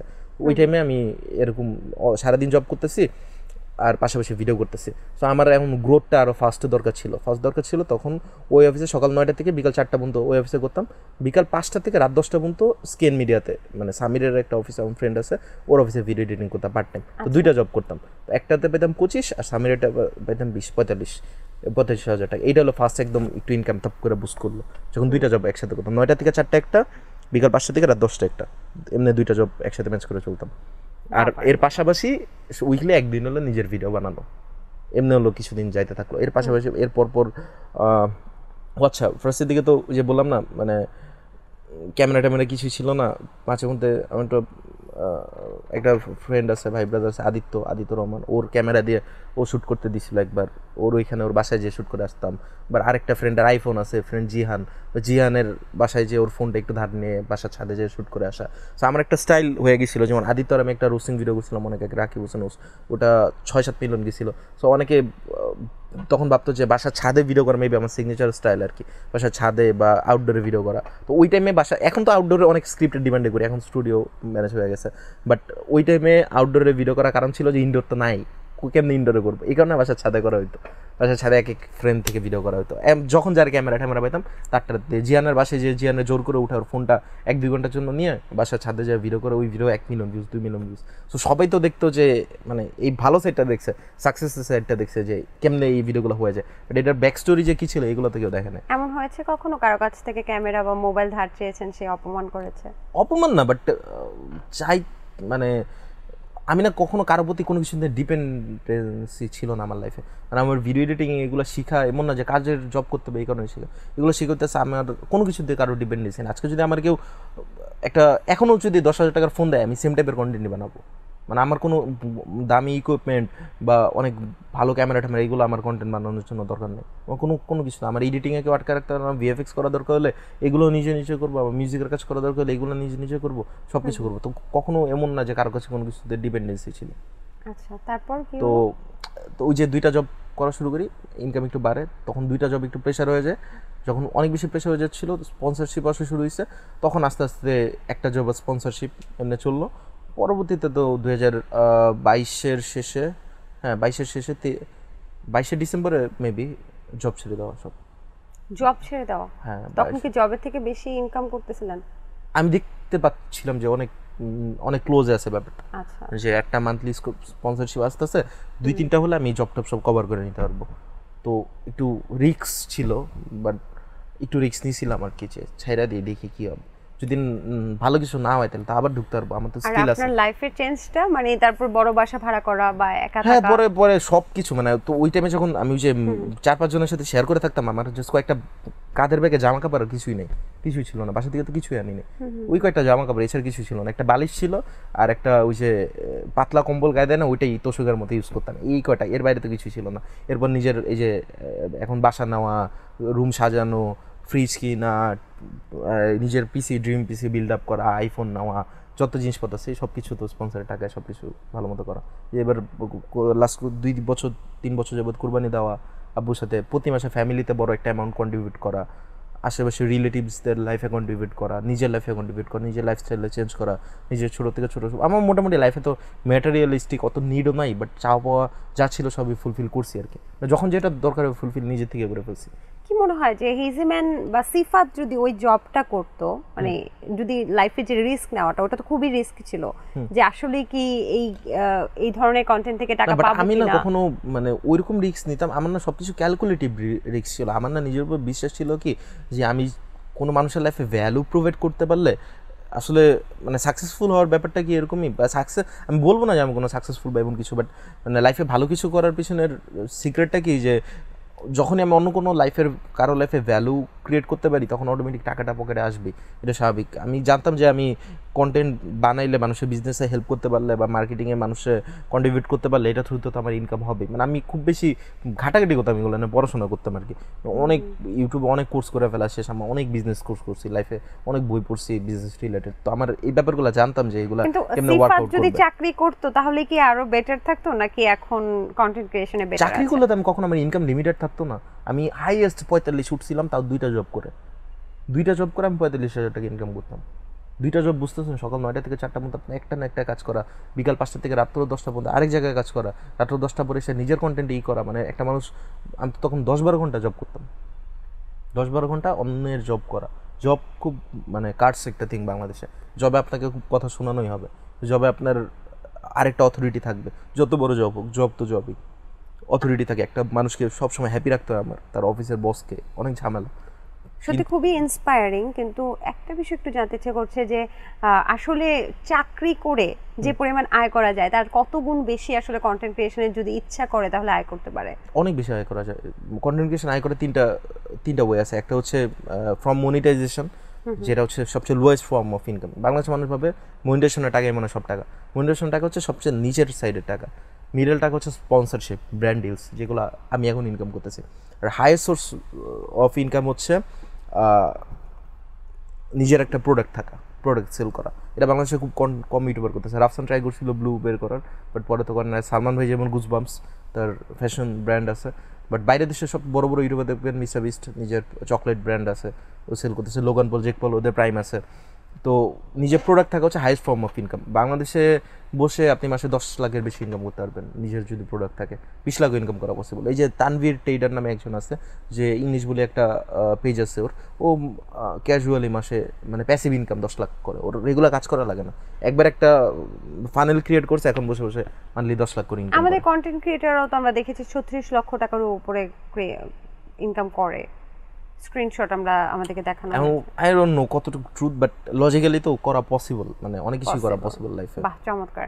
তাহলে ইজি ম্যানের পুরো গল্পটাই আমরা শুনেছি। কখনো টাকার জন্য খোটার সম্মুখীন হয়েছেন বা কোনো কষ্ট পেয়েছিলেন? টাকার জন্য তো এই যে ওই টাইমে চাইলেই কিছু করা যেত না। চাইলে একটা একটা বাসায় 6 জনের সাথে শেয়ার করে থাকা, এটা খুব হরিবল ব্যাপার স্যাপার।